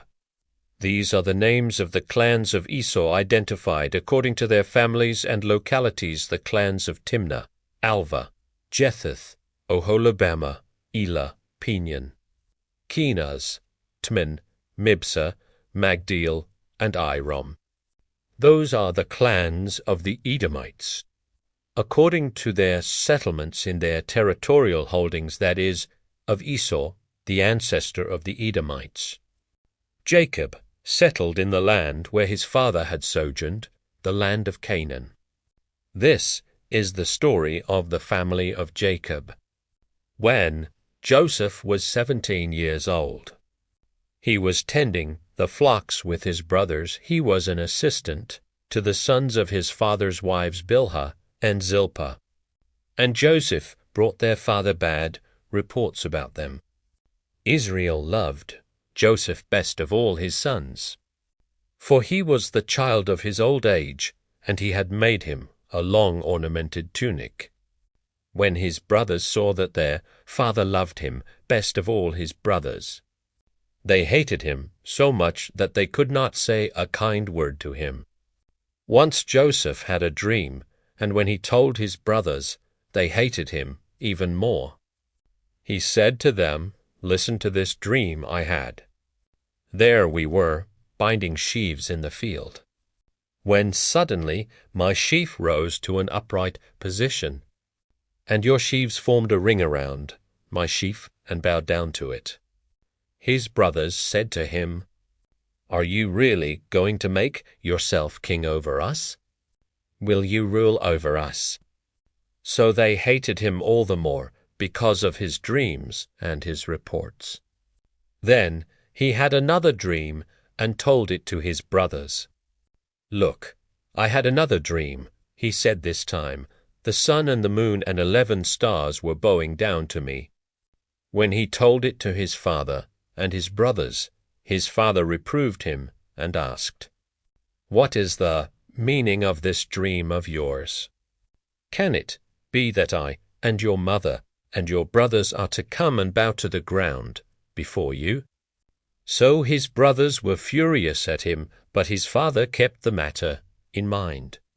One day, when his brothers had gone to pasture their father's flocks at Shechem, Israel said to Joseph, "Are your brothers not tending our flocks at Shechem?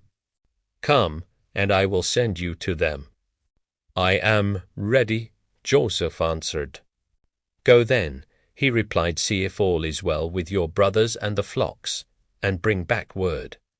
So he sent him off from the valley of Hebron. When Joseph reached Shechem, a man came upon him as he was wandering about in the fields. "What are you looking for?" the man asked him. "I am looking for my brothers," he answered. "Please tell me where they are tending the flocks." The man told him, "They have moved on from here. In fact, I heard them say, 'Let us go on to Dothan.'" So Joseph went after his brothers and found them in Dothan. They saw him from a distance, and before he reached them, they plotted to kill him. They said to one another, "Here comes the dreamer. Come now, let us kill him and throw him into one of the cisterns here. We could say that a wild beast devoured him. We will see then what comes of his dreams." Then they took him and threw him into the cistern. The cistern was empty, there was no water in it. Then they sat down to eat. Looking up, they saw a caravan of Ishmaelites coming from Gilead, their camels laden with gum, balm, and resin to be taken down to Egypt. Judah said to his brothers, "What is to be gained by killing our brother and concealing his blood? Come, let us sell him to these Ishmaelites, instead of doing away with him ourselves. After all, he is our brother, our own flesh." His brothers agreed. Midianite traders passed by, and they pulled Joseph up out of the cistern.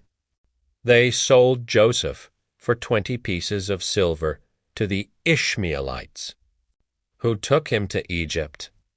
When Reuben went back to the cistern and saw that Joseph was not in it, he tore his garments, and, returning to his brothers, he exclaimed, "The boy is gone, and where can I turn?" They took Joseph's tunic, and after slaughtering a goat, dipped the tunic in its blood. Then they sent someone to bring the long ornamented tunic to their father, with the message, "We found this. See whether it is your son's tunic or not." He recognized it and exclaimed, "My son's tunic. A wild beast has devoured him. Joseph has been torn to pieces." Then Jacob tore his garments, put sackcloth on his loins, and mourned his son many days. Though his sons and daughters tried to console him, he refused all consolation, saying, "No, I will go down mourning to my son in Sheol." Thus did his father weep for him. The Midianites, meanwhile, sold Joseph in Egypt to Potiphar, an official of Pharaoh and his chief steward. About that time Judah went down, away from his brothers, and pitched his tent near a certain Adullamite named Hira. There Judah saw the daughter of a Canaanite named Shua. He married her, and had intercourse with her. She conceived and bore a son, whom she named Again she conceived and bore a son, whom she named Onan. Then she bore still another son, whom she named Shelah. She was in Shezib when she bore him. Judah got a wife named Tamar for his firstborn, but Judah's firstborn greatly offended the Lord, so the Lord took his life. Then Judah said to Onan, "Have intercourse with your brother's wife, in fulfillment of your duty as brother-in-law, and thus preserve your brother's line." Onan, however, knew that the offspring would not be his, so whenever he had intercourse with his brother's wife, he wasted his seed on the ground to avoid giving offspring to his brother. What he did greatly offended the Lord, and the Lord took his life too. Then Judah said to his daughter-in-law Tamar, "Remain a widow in your father's house until my son Shelah grows up," for he feared that Shelah also might die like his brothers. So Tamar went to live in her father's house. Time passed, and the daughter of Shua, Judah's wife, died.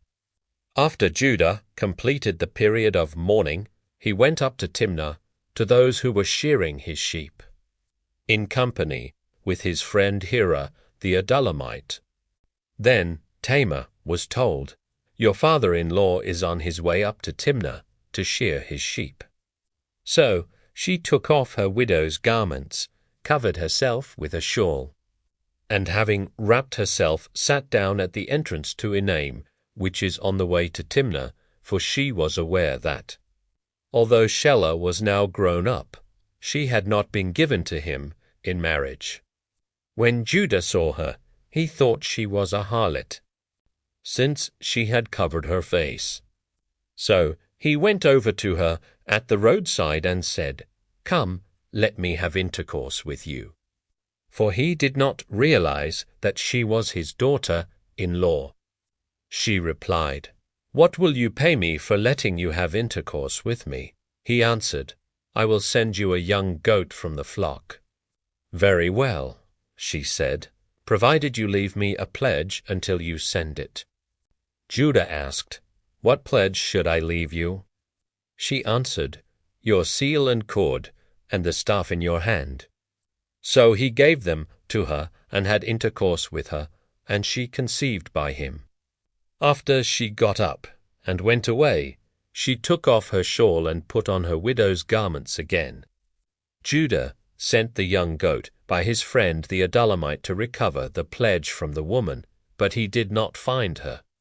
So he asked the men of that place, "Where is the prostitute, the one by the roadside in Enaim?"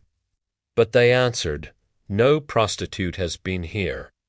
He went back to Judah and told him, "I did not find her, and besides, the men of the place said, 'No prostitute has been here. Let her keep the things.'" Judah replied, "Otherwise we will become a laughing stock. After all, I did send her this young goat, but you did not find her." About 3 months later, Judah was told, "Your daughter-in-law Tamar has acted like a harlot, and now she is pregnant from her harlotry." Judah said, "Bring her out, let her be burned." But as she was being brought out, she sent word to her father-in-law, "It is by the man to whom these things belong that I am pregnant." Then she said, "See whose seal and cord and staff these are." Judah recognized them and said, "She is in the right rather than I, since I did not give her to my son Shelah. He had no further sexual relations with her. When the time of her delivery came, there were twins in her womb. While she was giving birth, one put out his hand, and the midwife took and tied a crimson thread on his hand, noting this one came out first. But as he withdrew his hand, his brother came out, and she said, "What a breach you have made for yourself." So he was called Perez. Afterward his brother, who had the crimson thread on his hand, came out, he was called Zerah. When Joseph was taken down to Egypt, an Egyptian, Potiphar, an official of Pharaoh and his chief steward, bought him from the Ishmaelites who had brought him there. The Lord was with Joseph, and he enjoyed great success and was assigned to the household of his Egyptian master. When his master saw that the Lord was with him and brought him success in whatever he did, he favored Joseph and made him his personal attendant. He put him in charge of his household and entrusted to him all his possessions. From the moment that he put him in charge of his household and all his possessions, the Lord blessed the Egyptian's house. For Joseph's sake, the Lord's blessing was on everything he owned, both inside the house and out. Having left everything he owned in Joseph's charge, he gave no thought, with Joseph there, to anything but the food he ate. Now Joseph was well built and handsome. After a time, his master's wife looked at him with longing and said, "Lie with me." But he refused and said to his master's wife, "Look, as long as I am here, my master does not give a thought to anything in the house, but has entrusted to me all he owns. He has no more authority in this house than I do. He has withheld from me nothing but you, since you are his wife. How, then, could I do this great wrong and sin against God?" Although she spoke to him day after day, he would not agree to lie with her or even be near her. One such day, when Joseph came into the house to do his work, and none of the household servants were then in the house, she laid hold of him by his cloak, saying, "Lie with me." But leaving the cloak in her hand, he escaped and ran outside. When she saw that he had left his cloak in her hand as he escaped outside, she cried out to her household servants and told them, "Look, my husband has brought us a Hebrew man to mock us. He came in here to lie with me, but I cried out loudly. When he heard me scream, he left his cloak beside me and escaped and ran outside." She kept the cloak with her until his master came home. Then she told him the same story. "The Hebrew slave whom you brought us came to me to amuse himself at my expense. But when I screamed, he left his cloak beside me and escaped outside."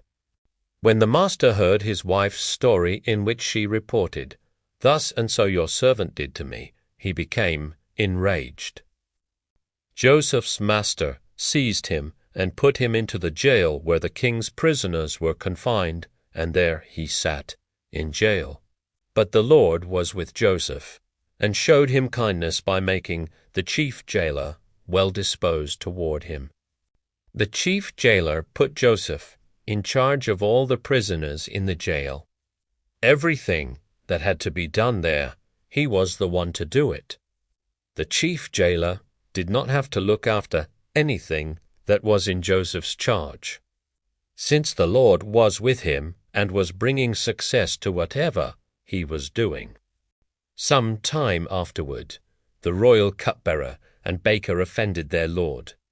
The king of Egypt, Pharaoh, was angry with his two officials, the chief cupbearer and the chief baker, and he put them in custody in the house of the chief steward, the same jail where Joseph was confined. The chief steward assigned Joseph to them, and he became their attendant, after they had been in custody for some time. The cupbearer and the baker of the king of Egypt, who were confined in the jail, both had dreams on the same night, each his own dream, and each dream with its own meaning. When Joseph came to them in the morning, he saw that they looked disturbed. So he asked Pharaoh's officials who were with him, in custody in his master's house, "Why do you look so troubled today?" They answered him, "We have had dreams, but there is no one to interpret them." Joseph said to them, "Do interpretations not come from God? Please tell me the dreams." Then the chief cupbearer told Joseph his dream. "In my dream," he said, "I saw a vine in front of me, and on the vine were 3 branches. It had barely budded when its blossoms came out, and its clusters ripened into grapes. Pharaoh's cup was in my hand, so I took the grapes, pressed them out into his cup, and put it in Pharaoh's hand." Joseph said to him, "This is its interpretation. The 3 branches are 3 days. Within 3 days Pharaoh will single you out and restore you to your post. You will be handing Pharaoh his cup, as you formerly did when you were his cupbearer. Only think of me when all is well with you. And please do me the great favor of mentioning me to Pharaoh to get me out of this place. The truth is that I was kidnapped from the land of the Hebrews, and I have not done anything here that they should have put me into a dungeon." When the chief baker saw that Joseph had given a favorable interpretation, he said to him, "I too had a dream. In it I had 3 bread baskets on my head. In the top one were all kinds of bakery products for Pharaoh, but the birds were eating them out of the basket on my head." Joseph said to him in reply, "This is its interpretation. The 3 baskets are 3 days. Within 3 days Pharaoh will single you out and will impale you on a stake, and the birds will be eating your flesh." And so on the 3rd day, which was Pharaoh's birthday, when he gave a banquet to all his servants, he singled out the chief cupbearer and chief baker in the midst of his servants. He restored the chief cupbearer to his office, so that he again handed the cup to Pharaoh, but the chief baker he impaled just as Joseph had told them in his interpretation. Yet the chief cupbearer did not think of Joseph, he forgot him. After a lapse of 2 years, Pharaoh had a dream. He was standing by the Nile, when up out of the Nile came 7 cows, fine-looking and fat. They grazed in the reed grass. Behind them 7 other cows, poor-looking and gaunt, came up out of the Nile, and standing on the bank of the Nile beside the others, the poor-looking, gaunt cows devoured the 7 fine-looking, fat cows. Then Pharaoh woke up. He fell asleep again and had another dream. He saw 7 ears of grain, fat and healthy, growing on a single stalk. Behind them sprouted 7 ears of grain, thin and scorched by the east wind, and the thin ears swallowed up the 7 fat, healthy ears. Then Pharaoh woke up. It was a dream. Next morning his mind was agitated. So Pharaoh had all the magicians and sages of Egypt summoned, and recounted his dream to them, but there was no one to interpret it for him. Then the chief cupbearer said to Pharaoh, "Now I remember my negligence. Once, when Pharaoh was angry with his servants, he put me and the chief baker in custody in the house of the chief steward. Later, we both had dreams on the same night, and each of our dreams had its own meaning. There was a Hebrew youth with us, a slave of the chief steward, and when we told him our dreams, he interpreted them for us and explained for each of us the meaning of his dream. Things turned out just as he had told us. I was restored to my post, but the other man was impaled. Pharaoh therefore had Joseph summoned, and they hurriedly brought him from the dungeon. After he shaved and changed his clothes, he came to Pharaoh. Pharaoh then said to Joseph, I had a dream, but there was no one to interpret it. But I hear it said of you, if he hears a dream, he can interpret it. It is not I, Joseph replied to Pharaoh, but God who will respond for the well-being of Pharaoh. Then Pharaoh said to Joseph, in my dream, I was standing on the bank of the Nile. When up from the Nile came 7 cows, fat and well-formed, they grazed in the reed grass. Behind them came 7 other cows, scrawny, most ill-formed and gaunt. Never have I seen such bad specimens as these in all the land of Egypt. The gaunt, bad cows devoured the first 7 fat cows. But when they had consumed them, no one could tell that they had done so, because they looked as bad as before. Then I woke up. In another dream I saw 7 ears of grain, full and healthy, growing on a single stalk. Behind them sprouted 7 ears of grain, shriveled and thin and scorched by the east wind, and the 7 thin ears swallowed up the 7 healthy ears. I have spoken to the magicians, but there is no one to explain it to me. Joseph said to Pharaoh, Pharaoh's dreams have the same meaning. God has made known to Pharaoh what he is about to do. The 7 healthy cows are 7 years, and the 7 healthy ears are 7 years the same in each dream. The 7 thin, bad cows that came up after them are 7 years. As are the 7 thin ears scorched, by the east wind they are 7 years of famine. Things are just as I told Pharaoh. God has revealed to Pharaoh what he is about to do. 7 years of great abundance are now coming throughout the land of Egypt, but 7 years of famine will rise up after them, when all the abundance will be forgotten in the land of Egypt, when the famine has exhausted the land.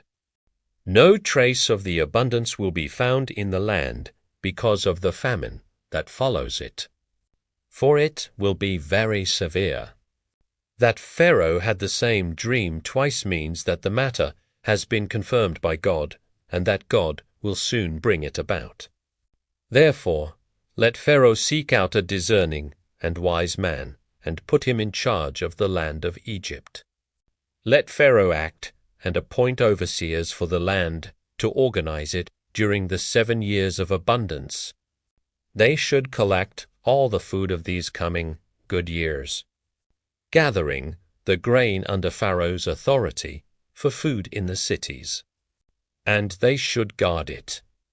This food will serve as a reserve for the country against the 7 years of famine that will occur in the land of Egypt, so that the land may not perish in the famine. This advice pleased Pharaoh and all his servants. Could we find another like him? Pharaoh asked his servants, a man so endowed with the Spirit of God. So Pharaoh said to Joseph, Since God has made all this known to you, there is no one as discerning and wise as you are. You shall be in charge of my household, and all my people will obey your command. Only in respect to the throne will I outrank you. Then Pharaoh said to Joseph, Look, I put you in charge of the whole land of Egypt. With that, Pharaoh took off his signet ring and put it on Joseph's finger. He dressed him in robes of fine linen and put a gold chain around his neck. He then had him ride in his 2nd chariot, and they shouted Abrik before him. Thus was Joseph installed over the whole land of Egypt. I am Pharaoh, he told Joseph, but without your approval no one shall lift hand or foot in all the land of Egypt. Pharaoh also bestowed the name of Zaphenath-Paneah on Joseph, and he gave him in marriage Asenath, the daughter of Potipherah, priest of Heliopolis. And Joseph went out over the land of Egypt. Joseph was 30 years old when he entered the service of Pharaoh, king of Egypt. After Joseph left Pharaoh, he went throughout the land of Egypt. During the 7 years of plenty, when the land produced abundant crops, he collected all the food of these years of plenty that the land of Egypt was enjoying and stored it in the cities, placing in each city the crops of the fields around it. Joseph collected grain like the sands of the sea, so much that at last he stopped measuring it, for it was beyond measure. Before the famine years set in, Joseph became the father of 2 sons, born to him by Asenath, daughter of Potipherah, priest of Heliopolis. Joseph named his firstborn Manasseh, meaning, God has made me forget entirely my troubles and my father's house. And the second he named Ephraim, meaning, God has made me fruitful in the land of my affliction. When the 7 years of abundance enjoyed by the land of Egypt came to an end, the 7 years of famine set in, just as Joseph had said. Although there was famine in all the other countries, food was available throughout the land of Egypt. When all the land of Egypt became hungry and the people cried to Pharaoh for food, Pharaoh said to all the Egyptians, Go to Joseph and do whatever he tells you. When the famine had spread throughout the land, Joseph opened all the cities that had grain and rationed it to the Egyptians, since the famine had gripped the land of Egypt. Indeed, the whole world came to Egypt to Joseph to buy grain, for famine had gripped the whole world. When Jacob learned that grain rations were for sale in Egypt, he said to his sons, Why do you keep looking at one another? He went on, I hear that grain is for sale in Egypt. Go down there and buy some for us, that we may stay alive and not die. So 10 of Joseph's brothers went down to buy grain from Egypt. But Jacob did not send Joseph's brother Benjamin with his brothers, for he thought some disaster might befall him. And so the sons of Israel were among those who came to buy grain, since there was famine in the land of Canaan. Joseph, as governor of the country, was the one who sold grain to all the people of the land. When Joseph's brothers came, they bowed down to him with their faces to the ground. He recognized them as soon as he saw them, but he concealed his own identity from them and spoke harshly to them. Where do you come from? He asked them. They answered, From the land of Canaan to buy food. When Joseph recognized his brothers, although they did not recognize him, he was reminded of the dreams he had about them. He said to them, You are spies. You have come to see the weak points of the land. No, my lord, they replied. On the contrary, your servants have come to buy food. All of us are sons of the same man. We are honest men, your servants have never been spies. But he answered them, Not so. It is the weak points of the land that you have come to see. We, your servants, they said, are 12 brothers, sons of a certain man in Canaan, but the youngest one is at present with our father, and the other one is no more. It is just as I said. Joseph persisted, You are spies.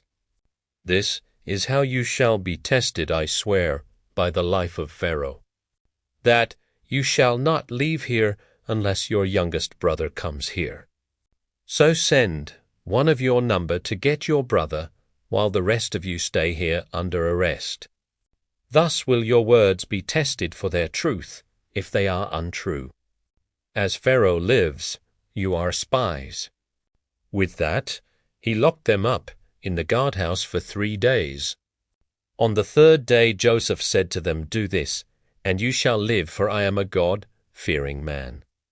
If you are honest men, let one of your brothers be confined in this prison, while the rest of you go and take home grain for your starving families. But you must bring me your youngest brother. Your words will thus be verified, and you will not die." To this they agreed. To one another, however, they said, "Truly we are being punished because of our brother. We saw the anguish of his heart when he pleaded with us, yet we would not listen. That is why this anguish has now come upon us." Then Reuben responded, "Did I not tell you? Do no wrong to the boy." But you would not listen. Now comes the reckoning for his blood. They did not know, of course, that Joseph understood what they said, since he spoke with them through an interpreter. But turning away from them, he wept. When he was able to speak to them again, he took Simeon from among them and bound him before their eyes. Then Joseph gave orders to have their containers filled with grain, their money replaced in each one's sack, and provisions given them for their journey. After this had been done for them, they loaded their donkeys with the grain and departed. At the night encampment, when one of them opened his bag to give his donkey some fodder, he saw his money there in the mouth of his bag. He cried out to his brothers, "My money has been returned. Here it is in my bag." At that their hearts sank. Trembling, they asked one another, "What is this that God has done to us?" When they got back to their father Jacob in the land of Canaan, they told him all that had happened to them. "The man who is lord of the land," they said, "spoke to us harshly and put us in custody on the grounds that we were spying on the land. But we said to him, 'We are honest men, we have never been spies. We are 12 brothers, sons of the same father, but one is no more. And the youngest one is now with our father in the land of Canaan.' Then the man who is lord of the land said to us, 'This is how I will know if you are honest men. Leave one of your brothers with me, then take grain for your starving families and go. When you bring me your youngest brother, and I know that you are not spies but honest men, I will restore your brother to you, and you may move about freely in the land.' When they were emptying their sacks, there in each one's sack was his money bag. At the sight of their money bags, they and their father were afraid. Their father Jacob said to them, 'Must you make me childless? Joseph is no more, Simeon is no more, and now you would take Benjamin away. All these things have happened to me.' Then Reuben told his father, 'You may kill my own 2 sons, if I do not return him to you. Put him in my care, and I will bring him back to you.' But Jacob replied, 'My son shall not go down with you. Now that his brother is dead, he is the only one left. If some disaster should befall him on the journey you must make, you would send my white head down to Sheol in grief.' Now the famine in the land grew severe. So when they had used up all the grain they had brought from Egypt, their father said to them, 'Go back and buy us a little more food.' But Judah, replied the man, strictly warned us, 'You shall not see me unless your brother is with you. If you are willing to let our brother go with us, we will go down to buy food for you. But if you are not willing, we will not go down.' Because the man told us, 'You shall not see me unless your brother is with you,' Israel demanded, 'Why did you bring this trouble on me by telling the man that you had another brother?' They answered, 'The man kept asking about us and our family. Is your father still living?' "Do you have another brother?" We answered him accordingly. How could we know that he would say, "Bring your brother down here"? Then Judah urged his father Israel, "Let the boy go with me, that we may be off and on our way, if you, and we and our children are to keep from starving to death. I myself will serve as a guarantee for him. You can hold me responsible for him if I fail to bring him back and set him before you. I will bear the blame before you forever. Had we not delayed, we could have been there and back twice by now."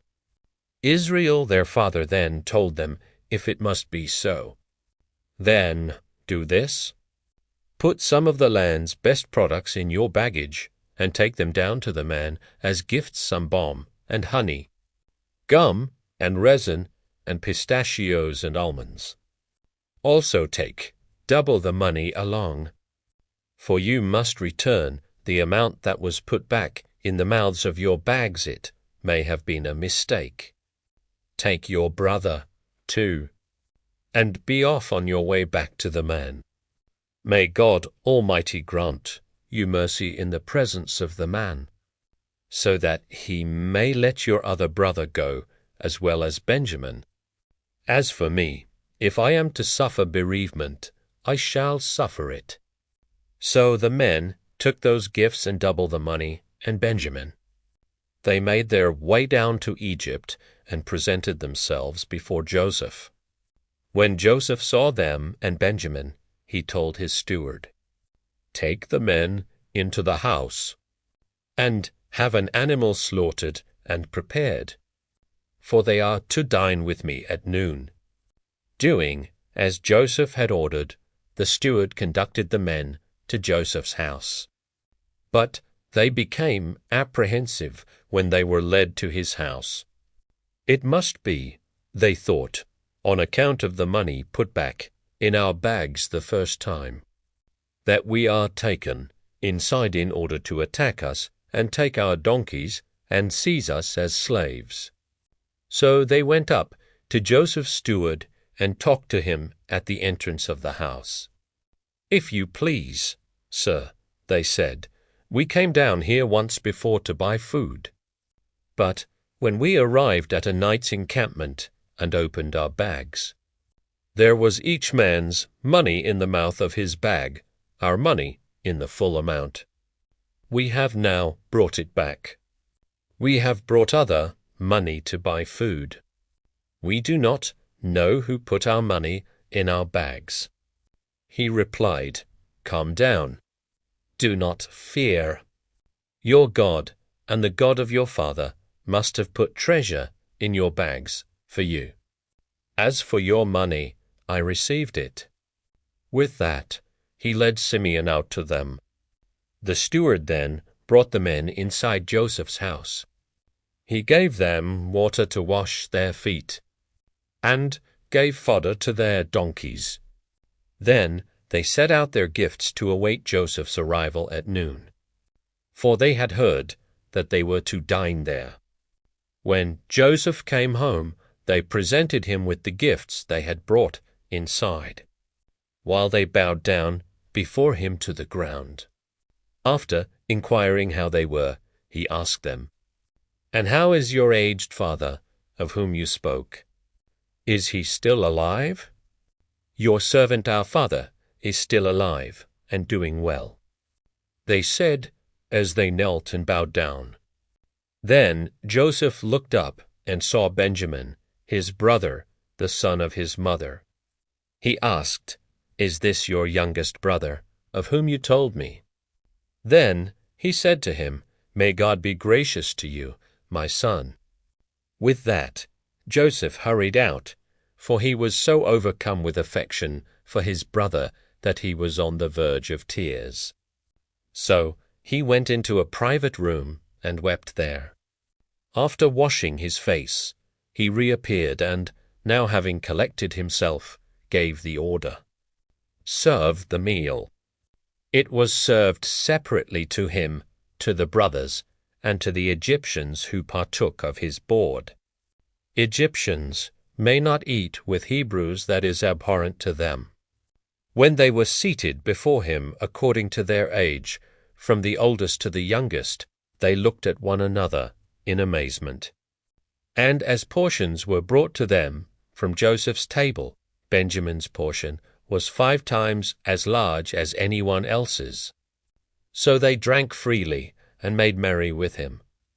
Then Joseph commanded his steward, "Fill the men's bags with as much food as they can carry, and put each man's money in the mouth of his bag.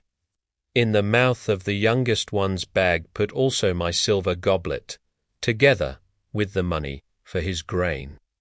The steward did as Joseph said. At daybreak the men and their donkeys were sent off. They had not gone far out of the city when Joseph said to his steward, "Go at once after the men. When you overtake them, say to them, 'Why did you repay good with evil? Why did you steal my silver goblet? Is it not the very one from which my master drinks, and which he uses for divination? What you have done is wrong." When the steward overtook them and repeated these words to them, they said to him, "Why does my lord say such things? Far be it from your servants to do such a thing. We even brought back to you from the land of Canaan the money that we found in the mouths of our bags. How could we steal silver or gold from your master's house? If any of your servants is found to have the goblet, he shall die, and as for the rest of us, we shall become my lord's slaves." But he replied, "Now what you propose is fair enough, but only the one who is found to have it shall become my slave, and the rest of you can go free." Then each of them quickly lowered his bag to the ground and opened it, and when a search was made, starting with the oldest and ending with the youngest, the goblet turned up in Benjamin's bag. At this they tore their garments. Then, when each man had loaded his donkey again, they returned to the city.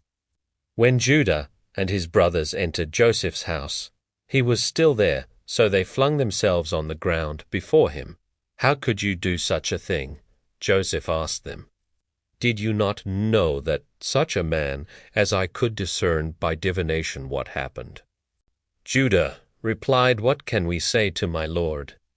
How can we plead or how try to prove our innocence? God has uncovered your servant's guilt. Here we are, then, the slaves of my lord, the rest of us no less than the one in whose possession the goblet was found." Joseph said, "Far be it from me to act thus. Only the one in whose possession the goblet was found shall become my slave. The rest of you may go back unharmed to your father." Judah then stepped up to him and said, "I beg you, my lord, let your servant appeal to my lord. And do not become angry with your servant, for you are the equal of Pharaoh. My lord asked his servants, 'Have you a father or another brother?'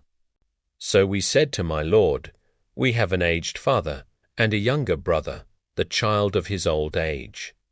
This one's full brother is dead, and since he is the only one by his mother who is left, his father is devoted to him. Then you told your servants, "Bring him down to me, that I might see him." We replied to my lord, "The boy cannot leave his father would die if he left him." But you told your servants, "Unless your youngest brother comes down with you, you shall not see me again." When we returned to your servant my father, we reported to him the words of my lord. Later, our father said, "Go back and buy some food for us." So we reminded him, "We cannot go down there only if our youngest brother is with us can we go. For we may not see the man if our youngest brother is not with us."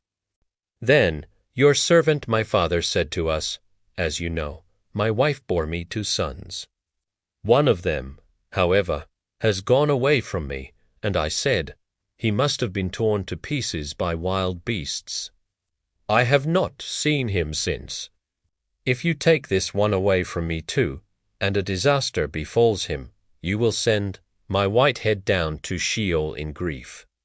So now, if the boy is not with us when I go back to your servant, my father, whose very life is bound up with his, he will die as soon as he sees that the boy is missing and your servants will thus send the white head of your servant our father down to Sheol in grief.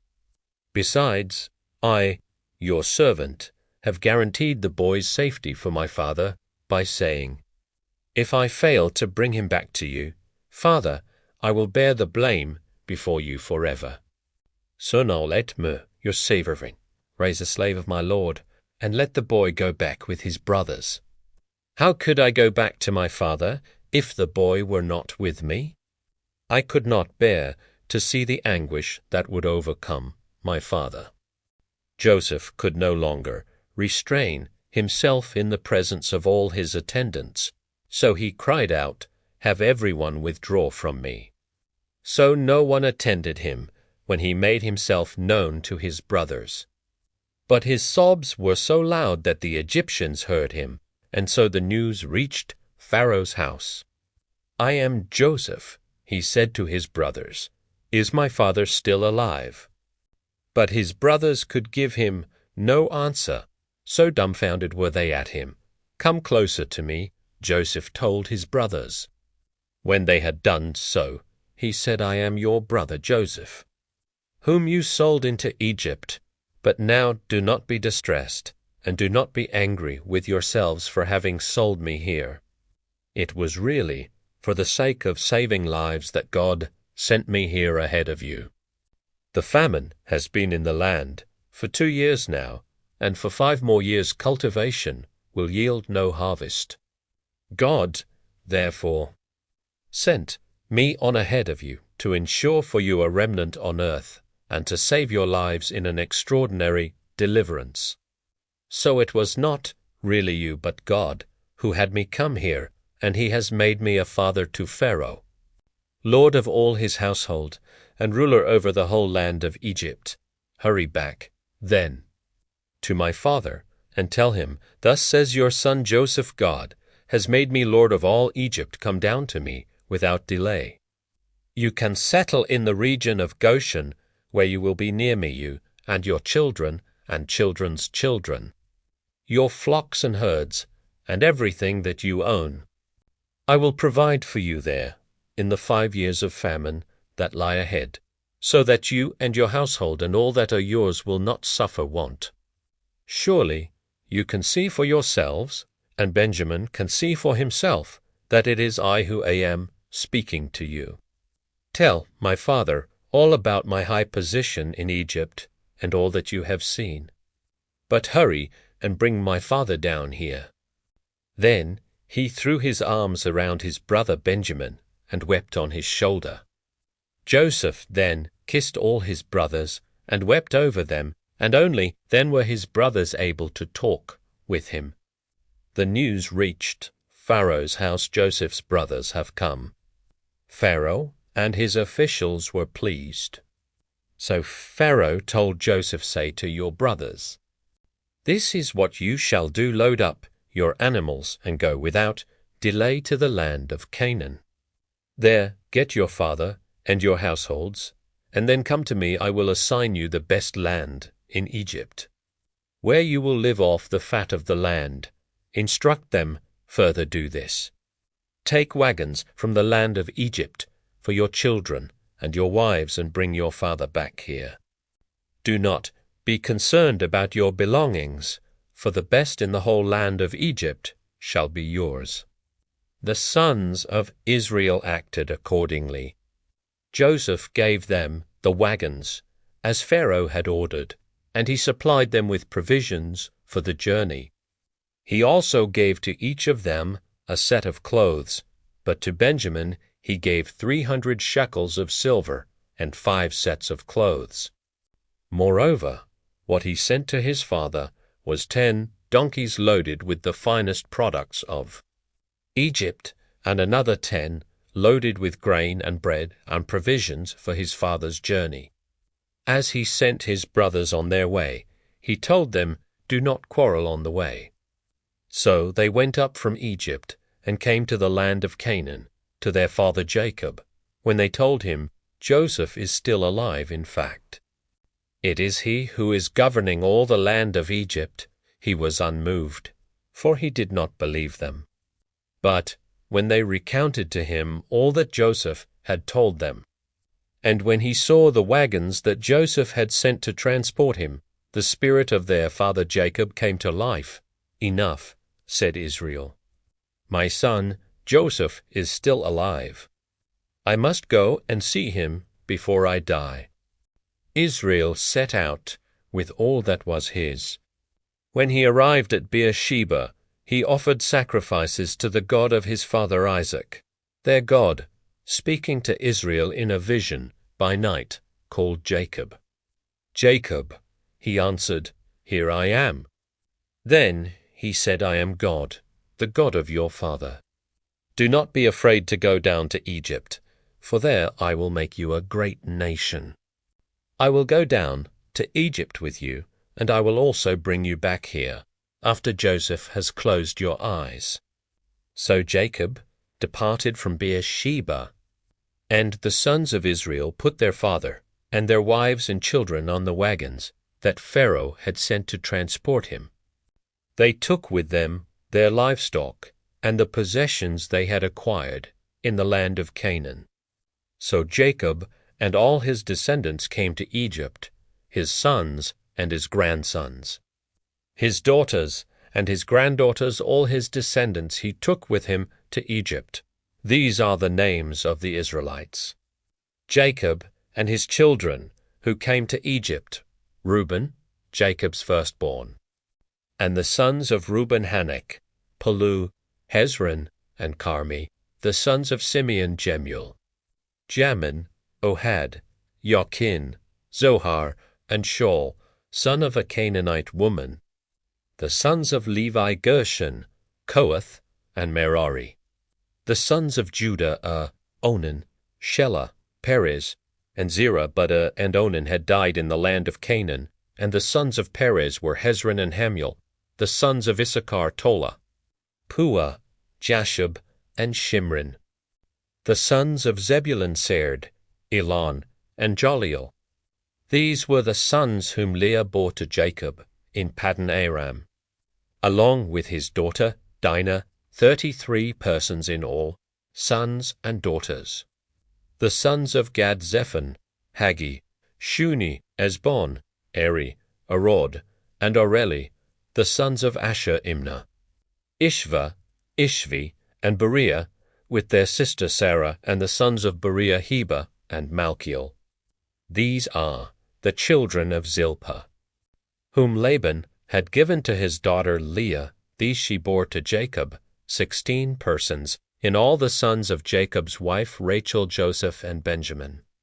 In the land of Egypt Joseph became the father of Manasseh and Ephraim, whom Asenath, daughter of Potipherah, priest of Heliopolis, bore to him. The sons of Benjamin: Bela, Besha, Ashbel, Gera, Noman, Ahiram, Shupam, Huppam, and Ard. These are the sons whom Rachel bore to Jacob, 14 persons in all, the sons of Don Hashim. The sons of Naphtali: Jeziel, Guni, Yezer, and Shillam. These are the sons of Bilhah, whom Laban had given to his daughter Rachel. These she bore to Jacob, 7 persons in all. Jacob's people who came to Egypt, his direct descendants, not counting the wives of Jacob's sons, numbered 66 persons in all. Together with Joseph's sons who were born to him in Egypt, to persons all the people comprising the household of Jacob who had come to Egypt amounted to 70 persons in all. Israel had sent Judah ahead to Joseph, so that he might meet him in Goshen. On his arrival in the region of Goshen, Joseph prepared his chariot and went up to meet his father Israel in Goshen. As soon as Israel made his appearance, Joseph threw his arms around him and wept a long time on his shoulder. And Israel said to Joseph, At last I can die, now that I have seen for myself that you are still alive. Joseph then said to his brothers and his father's household, I will go up and inform Pharaoh, telling him, My brothers and my father's household, whose home is in the land of Canaan, have come to me. The men are shepherds, having been owners of livestock, and they have brought with them their flocks and herds, as well as everything else they own. So when Pharaoh summons you and asks what your occupation is, you must answer, We, your servants, like our ancestors, have been owners of livestock from our youth until now, in order that you may stay in the region of Goshen, since all shepherds are abhorrent to the Egyptians.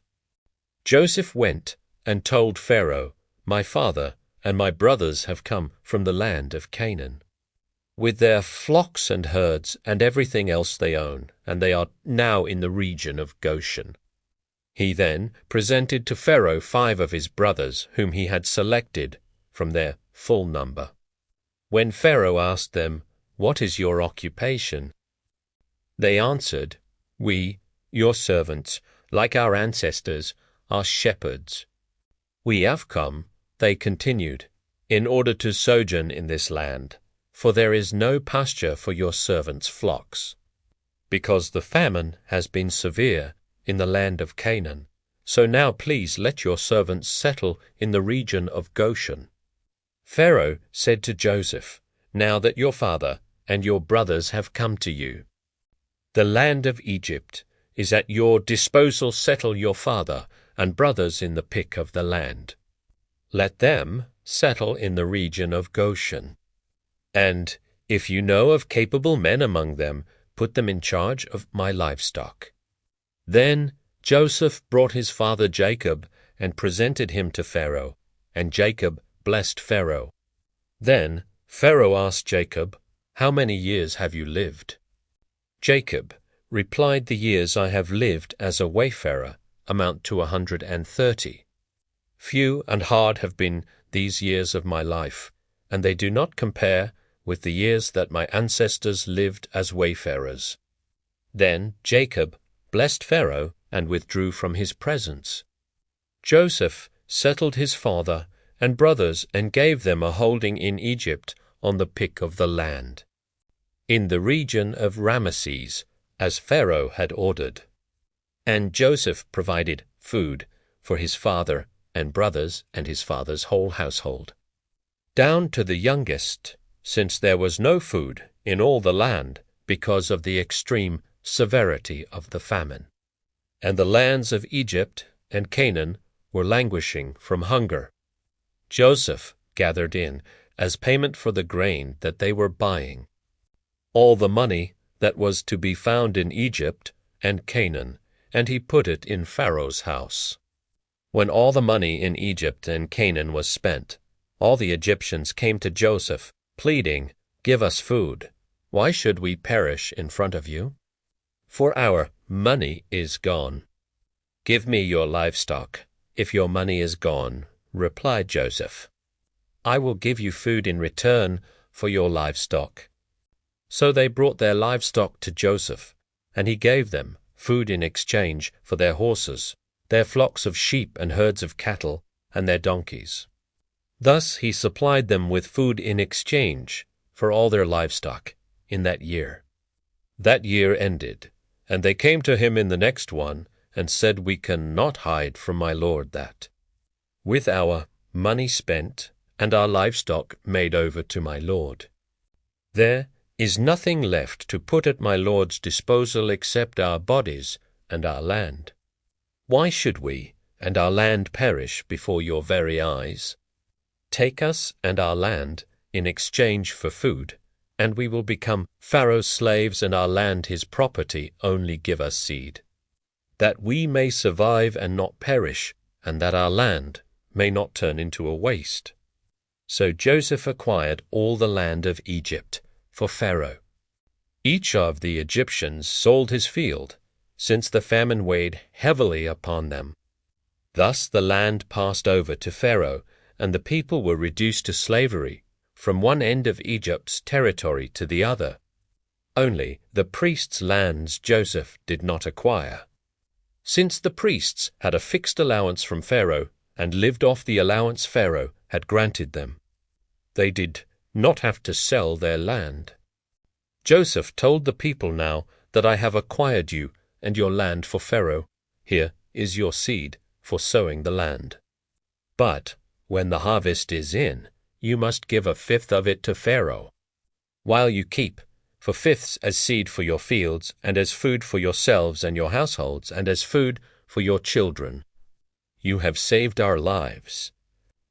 They answered, "We have found favor with my lord. Now we will be Pharaoh's slaves." Thus Joseph made it a statute for the land of Egypt, which is still in force, that a fifth of its produce should go to Pharaoh. Only the land of the priests did not pass over to Pharaoh. Thus Israel settled in the land of Egypt, in the region of Goshen. There they acquired holdings, were fertile, and multiplied greatly. Jacob lived in the land of Egypt. For 17 years the span of his life came to 147 years. When the time approached for Israel to die, he called his son Joseph, and said to him, "If it pleases you, put your hand under my thigh, as a sign of your enduring fidelity to me. Do not bury me in Egypt, when I lie down with my ancestors. Take me out of Egypt, and bury me in their burial place. I will do as you say," he replied. But his father demanded, "Swear it to me." So Joseph swore to him. Then Israel bowed at the head of the bed. Some time afterward, Joseph was informed, "Your father is failing." So he took along with him his 2 sons, Manasseh and Ephraim. When Jacob was told, "Your son Joseph has come to you," Israel rallied his strength and sat up in bed. Jacob then said to Joseph, "God Almighty appeared to me at Luz in the land of Canaan, and blessing me. He said, 'I will make you fertile and multiply you, and make you into an assembly of peoples. And I will give this land to your descendants after you as a permanent possession.' So now your 2 sons who were born to you in the land of Egypt, before I joined you here, shall be mine. Ephraim and Manasseh shall be mine as much as Reuben and Simeon are mine. Progeny born to you after them shall remain yours, but their heritage shall be recorded in the names of their brothers. I do this because, when I was returning from Paddan, your mother Rachel died, to my sorrow, during the journey in Canaan, while we were still a short distance from Ephrath, and I buried her there on the way to Ephrath, now Bethlehem. When Israel saw Joseph's sons, he asked, 'Who are these?' 'They are my sons,' Joseph answered his father, 'whom God has given me here. Bring them to me,' said his father, 'that I may bless them.' Now Israel's eyes were dim from age, he could not see well. When Joseph brought his sons close to him, he kissed and embraced them. Then Israel said to Joseph, 'I never expected to see your face again. And now God has allowed me to see your descendants as well.' Joseph removed them from his father's knees and bowed down before him with his face to the ground. Then Joseph took the 2, Ephraim with his right hand, to Israel's left, and Manasseh with his left hand, to Israel's right, and brought them up to him. But Israel, crossing his hands, put out his right hand and laid it on the head of Ephraim, although he was the younger, and his left hand on the head of Manasseh, although he was the firstborn. Then he blessed them with these words, 'May the God, in whose presence my fathers Abraham and Isaac walked, the God who has been my shepherd from my birth to this day, the angel who has delivered me from all harm, bless these boys that in them my name be recalled, and the names of my fathers, Abraham and Isaac, and they may become teeming multitudes upon the earth. When Joseph saw that his father had laid his right hand on Ephraim's head, this seemed wrong to him, so he took hold of his father's hand, to remove it from Ephraim's head to Manasseh's, saying, That is not right. Father, the other one is the firstborn, lay your right hand on his head. But his father refused. I know it. Son, he said, I know. That one to shall become a people, and he to shall be great. Nevertheless, his younger brother shall surpass him, and his descendants shall become a multitude of nations. So he blessed them that day, and said, By you shall the people of Israel pronounce blessings, saying, God make you like Ephraim and Manasseh. Thus he placed Ephraim before Manasseh. Then Israel said to Joseph, the first AM about to die, But God will be with you, and will restore you to the land of your ancestors. As for me, I give to you, as to the one above his brothers, Shechem, which I captured from the Amorites with my sword and bow. Jacob called his sons, and said, Gather around, that I may tell you what is to happen to you in days to come. Assemble and listen, sons of Jacob, listen to Israel, your father. You, Reuben, my firstborn, my strength and the firstfruit of my vigor, excelling in rank and excelling in power. Turbulent as water, you shall no longer excel. For you climbed into your father's bed, and defiled my couch to my sorrow. Simeon and Levi, brothers indeed, weapons of violence are their knives. Let not my person enter their council, or my honor be joined with their company, for in their fury they killed men, at their whim they maimed oxen. Cursed be their fury so fierce, and their rage so cruel. I will scatter them in Jacob, disperse them throughout Israel. You, Judah, shall your brothers praise your hand, on the neck of your enemies the sons of your father shall bow down to you. Judah is a lion's cub, you have grown up on prey, my son. He crouches, lies down like a lioness who would dare rouse him. The scepter shall never depart from Judah, or the mace from between his feet, until tribute comes to him, and he receives the people's obedience. He tethers his donkey to the vine, his donkey's foal to the choicest stem. In wine he washes his garments, his robe in the blood of grapes. His eyes are darker than wine, and his teeth are whiter than milk. Zebulun shall dwell by the seashore, he will be a haven for ships, and his flank shall rest on Sidon. Issachar is a raw-boned donkey, crouching between the saddlebags. When he saw how good a settled life was, and how pleasant the land, he bent his shoulder to the burden, and became a toiling serf. Dan shall achieve justice for his people, as one of the tribes of Israel. Let dawn be a serpent by the roadside, a horned viper by the path, that bites the horse's heel, so that the rider tumbles backward. I long for your deliverance, O Lord. Gad shall be raided by raiders, but he shall raid at their heels. Asher's produce is rich, and he shall furnish delicacies for kings. Naphtali is a hind let loose, which brings forth lovely fawns. Joseph is a wild colt by a spring, wild colts on a hillside. Harrying him and shooting, the archers opposed him. But his bow remained taut, and his arms were nimble by the power of the mighty one of Jacob, because of the shepherd. The rock of Israel, the God of your father, who helps you, God Almighty, who blesses you.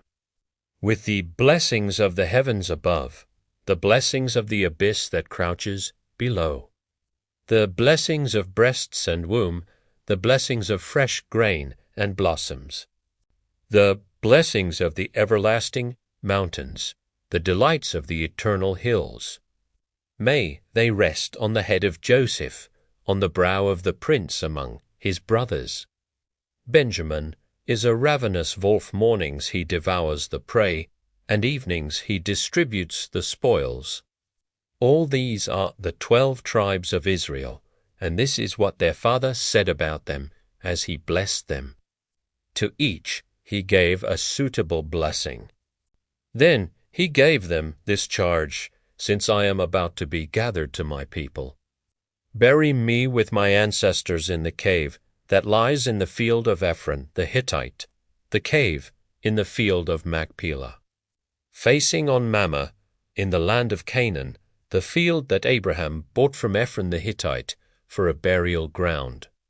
There Abraham and his wife Sarah are buried, and so are Isaac and his wife Rebekah.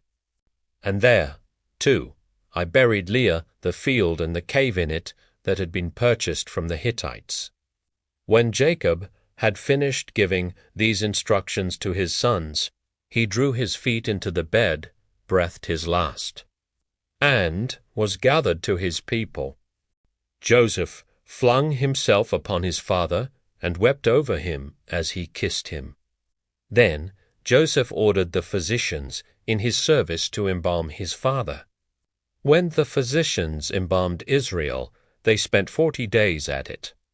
For that is the full period of embalming, and the Egyptians mourned him for 70 days.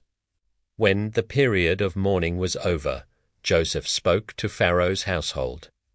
If you please, appeal to Pharaoh, saying, My father made me swear I am dying.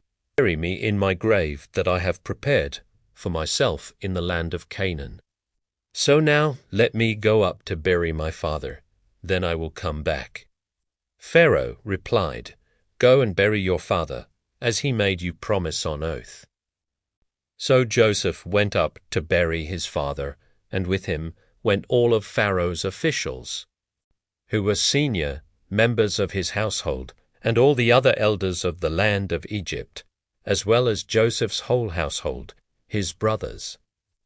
And his father's household, only their children and their flocks and herds were left in the region of Goshen. Chariots, too, and horsemen went up with him. It was a very imposing retinue. When they arrived at Goren-ha-Attid, which is beyond the Jordan, they held there a very great and solemn memorial service, and Joseph observed 7 days of mourning for his father. When the Canaanites who inhabited the land saw the mourning at Goren-ha-Attid, they said, This is a solemn funeral on the part of the Egyptians. That is why the place was named Abel Mizraim. It is beyond the Jordan. Thus Jacob's sons did for him as he had instructed them. They carried him to the land of Canaan and buried him in the cave in the field of Machpelah, facing on Mamre, the field that Abraham had bought for a burial ground from Ephron the Hittite. After Joseph had buried his father, he returned to Egypt, together with his brothers and all who had gone up with him for the burial of his father. Now that their father was dead, Joseph's brothers became fearful and thought, Suppose Joseph has been nursing a grudge against us, and now most certainly will pay us back in full for all the wrong we did him. So they sent to Joseph and said, Before your father died, he gave us these instructions.